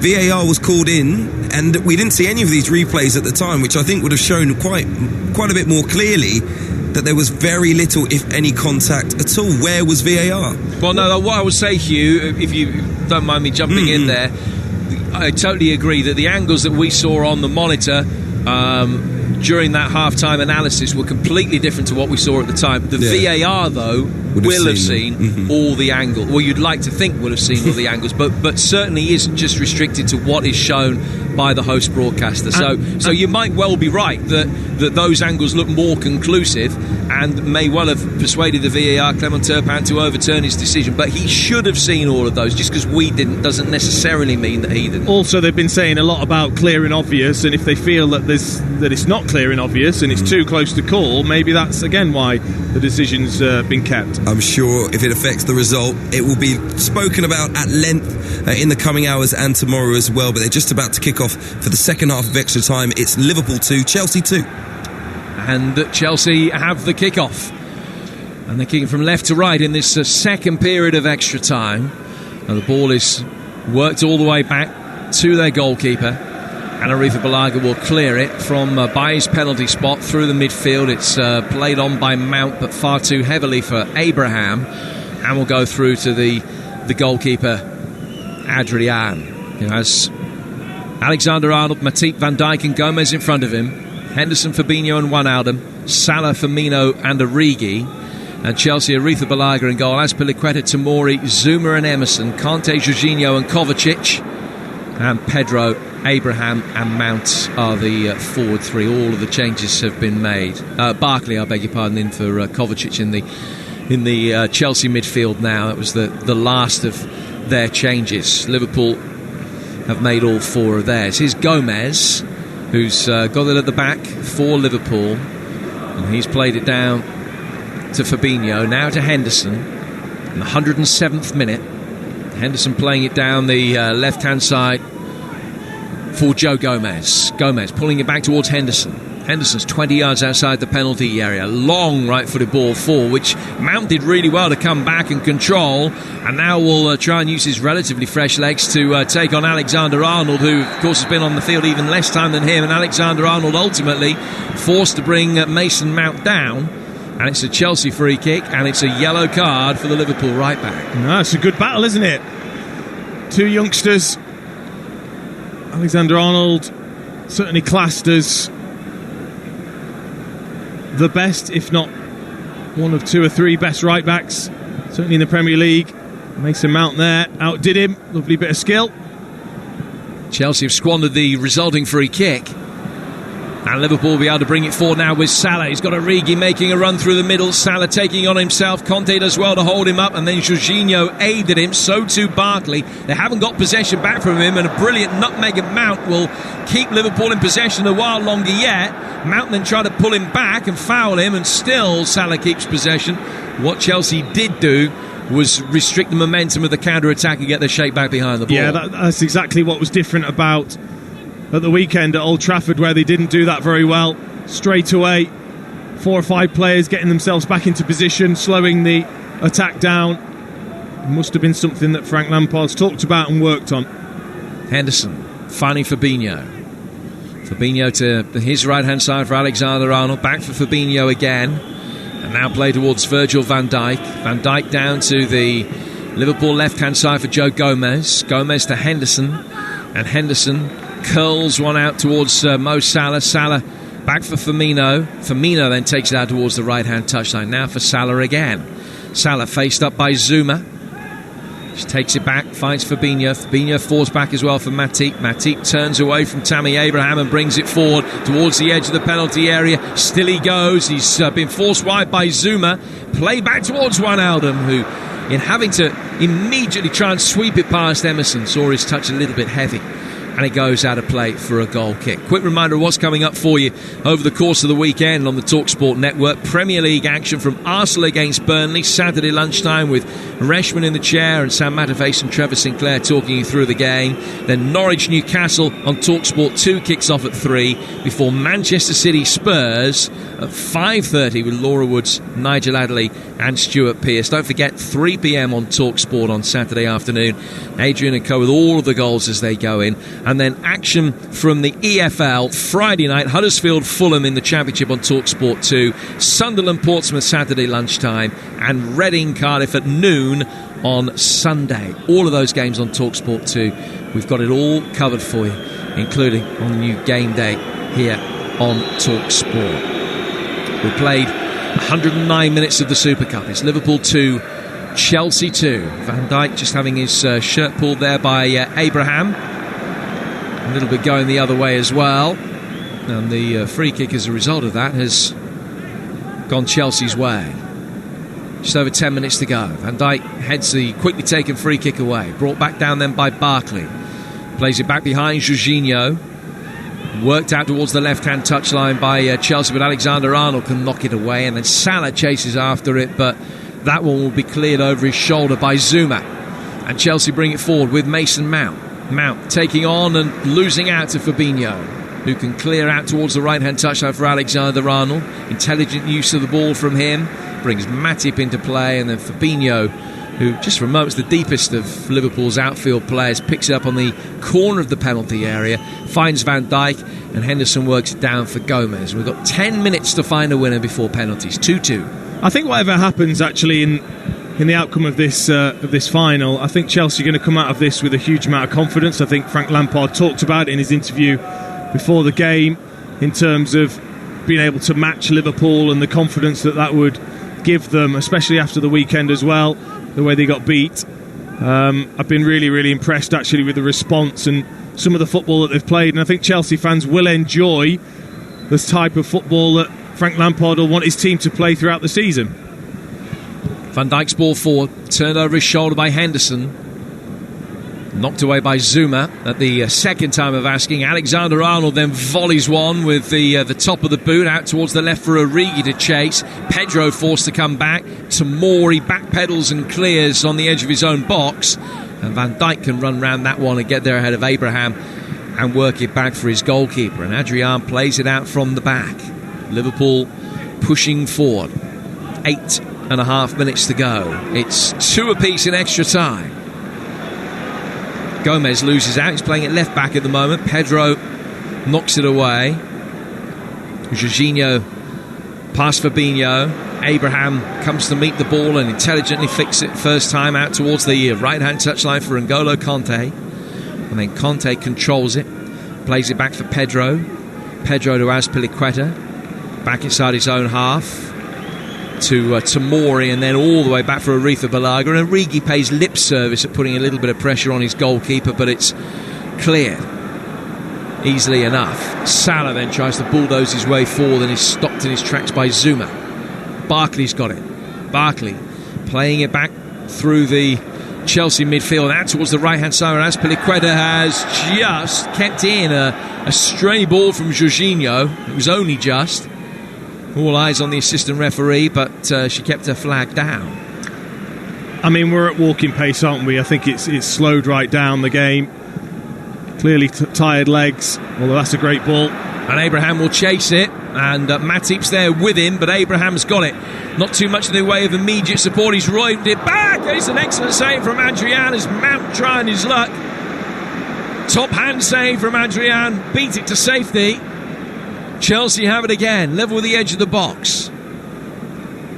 Emerson, Barkley behind him, Jorginho behind him, Pedro trying to find a little bit of space around the edge of the area. N'Golo Kanté's got it now. They've passed it round Henderson into the feet of Pedro. Tricky feet from him. Right-footed effort is a fraction wide. Oh, you always know when it's close, when it hits the stanchion behind the goal. Brilliant for Pedro. Lovely bit of footwork on the edge of the box, and then fires it low past Adrian, just past the post onto the stanchion at the back. And also Mason Mount with a fantastic strike from the edge of the box. Adrian with a strong hand to it. Very close from Chelsea. That effort from Pedro, who, as I mentioned earlier, has twice scored a winner for Barcelona in the Super Cup, and I think I'm right in saying in both occasions it was in extra time. We're in the 114th minute. It's Liverpool 2, Chelsea 2.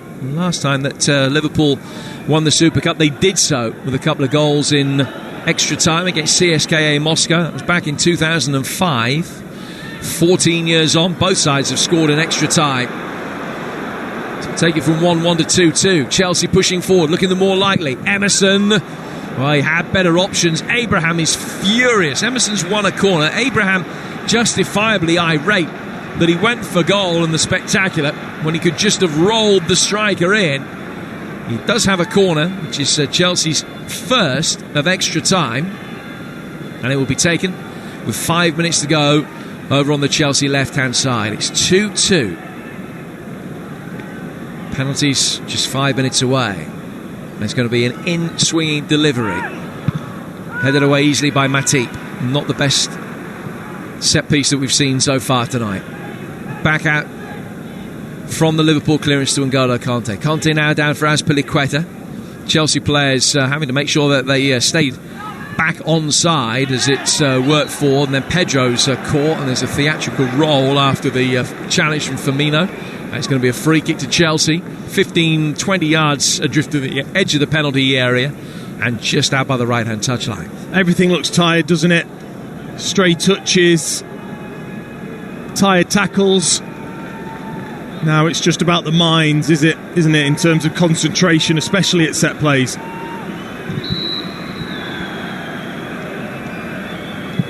In comes the free kick from Mason Mount, and it's come off the top of Zuma's head. It was a good defensive header, that. And it was, the offside flag comes up. And it will be a free kick which will be taken by Liverpool inside their own box. 4 to go. And it's Liverpool 2, Chelsea 2. Well, I'm not sure about you, but whenever you've watched a full 90 minutes and extra time, I'm always desperate for penalties. I feel as if I deserve it. I feel as if I deserve penalties. As horrible as that sounds maybe for the players, who doesn't love a penalty shootout? Here's Origi trying to find a way through. I think both sides will feel that they've done enough over 120 minutes to warrant taking it to a penalty shootout rather than actually being beaten and extending their respective unbeaten records. Chelsea, of course, lost the League Cup final on a penalty shootout back at the end of February. How can we forget Aretha Balaga's antics as well that day?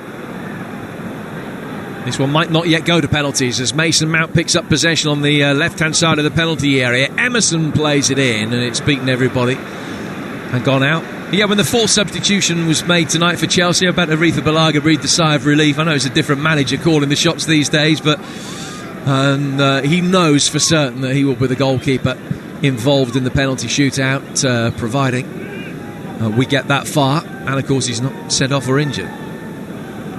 But we've got 3 minutes to go. Gomez will take a throw in the left-back position for Liverpool. Hurls it down the line. Return by Azpilicueta. Abraham to Pedro. Pedro's got 2 to his left-hand side. Here's Mount. And Adrian has spilt a shot. Abraham trying to get on the follow-up. Van Dijk was there with him. And the offside flag's up against him anyway. Yeah, just a fraction offside, looking for the rebound. Every single time Mason Mount gets the ball around the edge of the box, he's looking to get that strike away. He's got fantastic ability from the edge of the box, as he showed last season for Derby in the Championship. Both him and Abraham, they've looked lively, they've warranted their inclusion in this game. They have made a difference. In the 119th minute, Liverpool 2, Chelsea 2. Chelsea have it in their own half, but they've enjoyed the majority of possession in extra time. Mount and Barkley trying to combine. Henderson, Barkley's international teammates, there to win it back. And then Van Dijk plays it out for Matip, and Liverpool will try and build with Alexander-Arnold knocking it to his left-hand side for Fabinho, who can turn in possession and chip it forward. Origi's not really had any worthwhile service since he's come on, and that was another illustration. And it's cleared by Emerson for Chelsea. Abraham holds it up well. He finds Barkley. Barkley was fouled by Matip, and it's a free kick which will be taken just inside Chelsea territory with a minute of extra time plus stoppage time to go. Just don't lose it. That's all you're thinking. Just don't lose it now at this stage. But also, what a time to snatch it. Aretha Balaga with the ball at his feet inside his own penalty area. Long ball forward from him. Van Dijk leaning into Abraham, gets it away. Pedro Down to Azpilicueta. Azpilicueta looks up and sees that Barkley's making a run forward, but he just maintains possession. Conte to Jorginho. Abraham made his run too early, or the ball was too late, depending which way you look at it. And then Jorginho played it into a central position when a pass out towards the left-hand side would have been potentially profitable if he could have found Mount. Liverpool try and get it forward quickly. 20 seconds of the 120 minutes left. Ball put out of play by Alexander-Arnold because Fabinho's got a touch of cramp. Van Dijk is administering some stretches to him. He looks in pain, let's say, as he lies on his back inside the centre circle. I mean, to be fair, it's early on in the season. It's obviously baking hot there. You can tell by the amount of sweat that's on the players' shirts, shorts, socks. No surprise to see some cramp. And no surprise to hear the whistle go without the need for any stoppage time at the end of extra time. Well, Chelsea will be delighted with their night's work up to this point. It is, of course, all about silverware, but such progress made by Chelsea from the disappointment at Old Trafford at the weekend. Liverpool haven't been themselves tonight, but after both sides shared a couple of goals in 90 minutes, they both shared a couple of goals in extra time as well, and after 120 minutes with the score at 2-2, we're heading for penalties. Gentlemen, thank you. Back with you in a moment for the spot kicks. Dean Ashton still with me, though. A difficult one. It was a game of, well, what should I say, 4 halves. I mean, it was just Chelsea's to begin with. Liverpool came back in the second half of normal time. It was end-to-end in the first half of extra time, and then ended with a bit of a damn squib, with everyone getting a little bit too tired towards the end of the match. Was it that way for you? Yeah, I think you're right. I think it certainly ebbed and flowed throughout the 90 minutes and through extra time. I felt like Liverpool, just then, they offered pretty much nothing in that second half of extra time. It was Chelsea that were pushing. It was the fresh legs and young legs of the Chelsea team that looked like they were perhaps going to go on and get the winner, with Mason Mount looking dangerous from the edge of the box. But I think neither team has perhaps done enough to win it, and like I said in commentary, the right thing now is to have penalties. I think we all want it. Yeah, and there were a couple of great chances in extra time for Tammy Abraham, and I think one of the question marks when it comes to the top division over him is that real goal threat. But he was put through on goal on one occasion. There were a couple of times he was on the end of cutbacks and crosses across the face of the goal, and probably should have done better. Yes, and in the Championship, you know you're going to get 4, 5, 6 more chances of similar ilk to put them goals away, whereas at this level you get just 2 or 3 in a match, and you've got to take them, especially ones that are gift wrapped. The one that came across from Pedro, all he's got to do is side foot it in and it comes off his heel. He has to learn. I think he will get there. I think he will become a goal scoring Premier League striker, but he certainly has to sharpen up in terms of putting them sort of chances away. Absolutely. And coming into this match, his manager Frank Lampard said it was important for the club to show that they were able to compete with a team as good as Liverpool, the European champions, of course. I think it's fair to say tonight, both teams will feel like they could have won it. Yes, and he'll be delighted. Honestly, I think he'll be so pleased with the response after the weekend, the way they've played, at times carving open a Liverpool side that defensively were outstanding last season, and I think they'll take the positives whatever happens in the penalty shootout. Okay, the two sides just in their huddles at the moment, final discussions, and I'm sure choosing their lineups for this penalty shootout. Things very, very tense indeed. It'll be a great end to this Super Cup, I think, if this is a really good high quality shootout. Let's hope so for the two sets of players and the fans as well. We'll be talking about it all at length straight after the trophy presentation with Jason Cundy and Perry Groves on the Sports Bar here on TalkSport. So do start getting your calls in 08717 3322 3344. You can text us 81089 as well. There's going to be plenty to discuss at the end of that match and absolutely at the end of this penalty shootout, and we can see Fabinho, and that's, I think, a brief delay to the start of the penalty shootouts. Fabinho, the Liverpool midfielder, being helped from the pitch. I don't know if it's cramp or he's got a more serious injury. He's not on a stretcher at the moment, but he's just being helped off the pitch, and the players just waiting a few moments before speaking to the referee and deciding which end to go to, and who'll be taking the penalties first of all. Dean Ashton, were you a penalty taker yourself, and what went through your mind on the penalty spot? I absolutely love penalties. Yeah, I saw it as a goal, as simple as that. I never thought about missing. I just thought the easiest thing surely is to score from 12 yards with a ball that doesn't move and just a goalkeeper in the way. So I used to thrive in these situations. I always used to have two ways that I would go. So I'd pick one side. It was either a firm side foot to my right hand side, or it would be a laces through it to the left hand side. And I only ever missed to the left hand side. So all these things will be going through the players' minds, where they prefer to take it. Now goalkeepers have got all the info that they need about where you take it, so does that change your mind? But the main thing is stick to one way of going, make sure you get the absolute best contact on it. Yeah, and Fabinho, who I said was being helped from the pitch because of cramp, actually managed to get into a walk and almost a bit of a jog over into the huddle. And in his conversation with Jordan Henderson just now, it looks like Henderson said to him, "Are you going to go number one?" So it looks like Fabinho might actually be taking a penalty, having just had cramp. I'll hand you over to Jim Proudfoot and Dean Ashton. But Dean, an interesting one. Would you let a player who looked like they just had cramp step up and take the first pen? Definitely not. No, not if he's just been on the floor and the physios have been over to him. I'd be amazed if he does. Maybe they were saying you go 11th. Yeah, possibly. Well, there is history between these two. Back in the Champions League semi-final in 2007, it went to penalties. Liverpool won it 4-1 on spot kicks. At that stage, they had a 100% record in European penalty shootouts. They have since lost that record. They lost it to Besiktas. And this penalty shootout taking place at the home ground of Besiktas.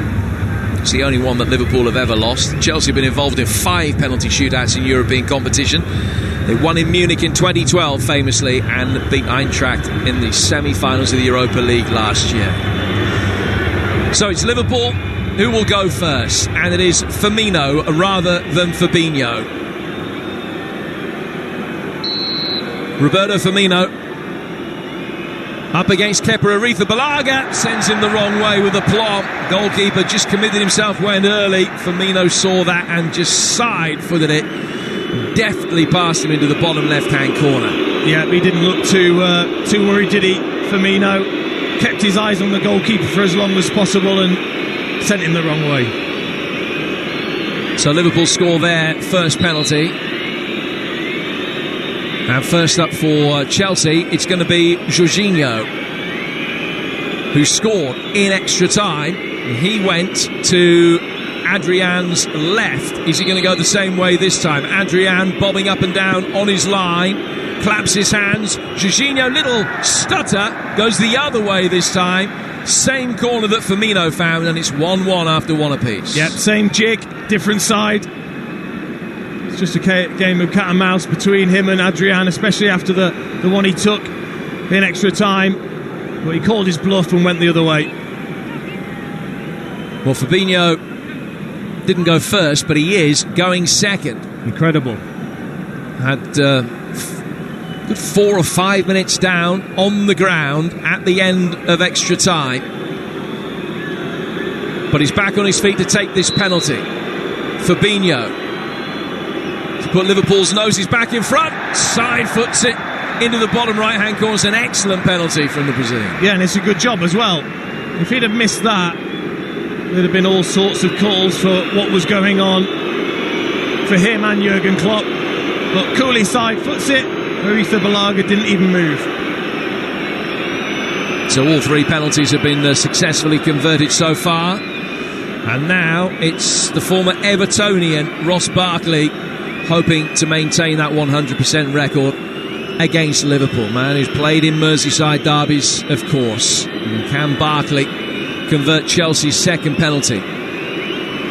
Very deliberately spots the ball down, looks at the goal, looks at the target, Adrian throws his hands out either side. Barkley, right foot is a great penalty because Adrian went the right way. He dived to his left and he really committed himself. But Barkley found the inside side netting. That's an excellent spot kick. That just, you just don't save it. You don't. The power and the accuracy of that penalty from Ross Barkley was outstanding. Right in the side netting. Adrian, actually, I know with the new rule of keeping a toe on the line, he got himself forwards quite a lot, but still, wonderful penalty from Barkley. Divock Origi scored the second goal in the Champions League final against Tottenham and now has the opportunity to put Liverpool 3-2 up in this shootout. Hits it right-footed. Oh, just under Aretha Balaga and in. That was a close-run thing because the keeper went the right way again and he got something on it and it's bobbled under him. He just couldn't quite get down in time and it's hit his right wrist and gone under his body and in. He's almost over-dived it, hasn't he? He's guessed the right way, took a big dive over to the right-hand side and it's just gone between his thigh and his elbow. That's a gift. He should have saved it. Well, how's this for Bottle? Just 20 years of age, Mason Mount off the bench for Chelsea in only his second appearance for the club. This to get it level again. Right-footed, brilliantly taken into the top left-hand corner. Wow. What a penalty that was. I mean, Ross Barkley's was good, but Mason Mount has just stuck this into the left-hand top corner with Adrian going that way and with his hand up in the air. Absolutely superb. He's a mile off his line as well, Adrian. He is. For all of these. Alexander-Arnold will take the next one. So it's 3-3 after 3 penalties apiece. Whose nerve will falter? Trent Alexander-Arnold spots the ball down, just asked to move it again very slightly. He's put it on the right-hand side of the spot. Aretha Balaga bobbing up and down on his line nervously. It's Trent Alexander-Arnold, right-footed, and he's got it into the bottom left-hand corner again via a touch from the keeper's hand. He just couldn't get a strong enough hand to it, Aretha Balaga, to tip it onto the post. Maybe he just flicked it onto the inside of the post, but it's in, and it remains in the situation with everybody having scored their penalties so far. Emerson next up. Aretha Balaga's got to save it again. He's guessed the right way. He's got, to me, a full hand on it, and it's still spilled into the corner. So 4 out of 4 for Liverpool, 3 out of 3 for Chelsea. Emerson to hit this left-footed against Adrian. It's a curved run-up, and he's put it straight down the middle as Adrian dived to his left. And still, every penalty's been successfully converted. So effectively now we're into sudden death at 4-4 after 4 penalties apiece. Interesting as well, Adrian there. Lots of shouting on the line, pointing to a certain corner that he wanted Emerson to go. Didn't listen, blocked it out, straight down the middle. Salah will go next. The H on the back of his shirt just peeling off. Jurgen Klopp can hardly look. Salah against his old club. Runs up, left-footed. Another excellent penalty. Aretha Balaga committed himself and Salah rolls it into the corner. Yeah, deliberate run-up from Salah. Little jig to his right-hand side and then almost sprints towards the ball as if he's going to smash it, and then coolly side-foots it in the opposite direction. Bruce Grobbelaar, Jerzy Dudek have both been heroes for Liverpool in European penalty shootouts in the past. Can Adrian add his name to that roll of honour? Save here from Tammy Abraham, and Liverpool have the Super Cup. Abraham looking nervous. A sharp intake of breath. Eyes focused on the ball. Right-footed. Saved by Adrian! 3 weeks ago, he was without a job, without a club. Now he has a European medal. He's won the Super Cup for Liverpool, saving Tammy Abraham's penalty with his foot and he adds himself to that roll of honour of Liverpool goalkeepers who've had success in Europe. Abraham being consoled by his Chelsea teammates, but it is Liverpool's night. 2-2 after 120 minutes. Liverpool win the shootout 5-4, and they have won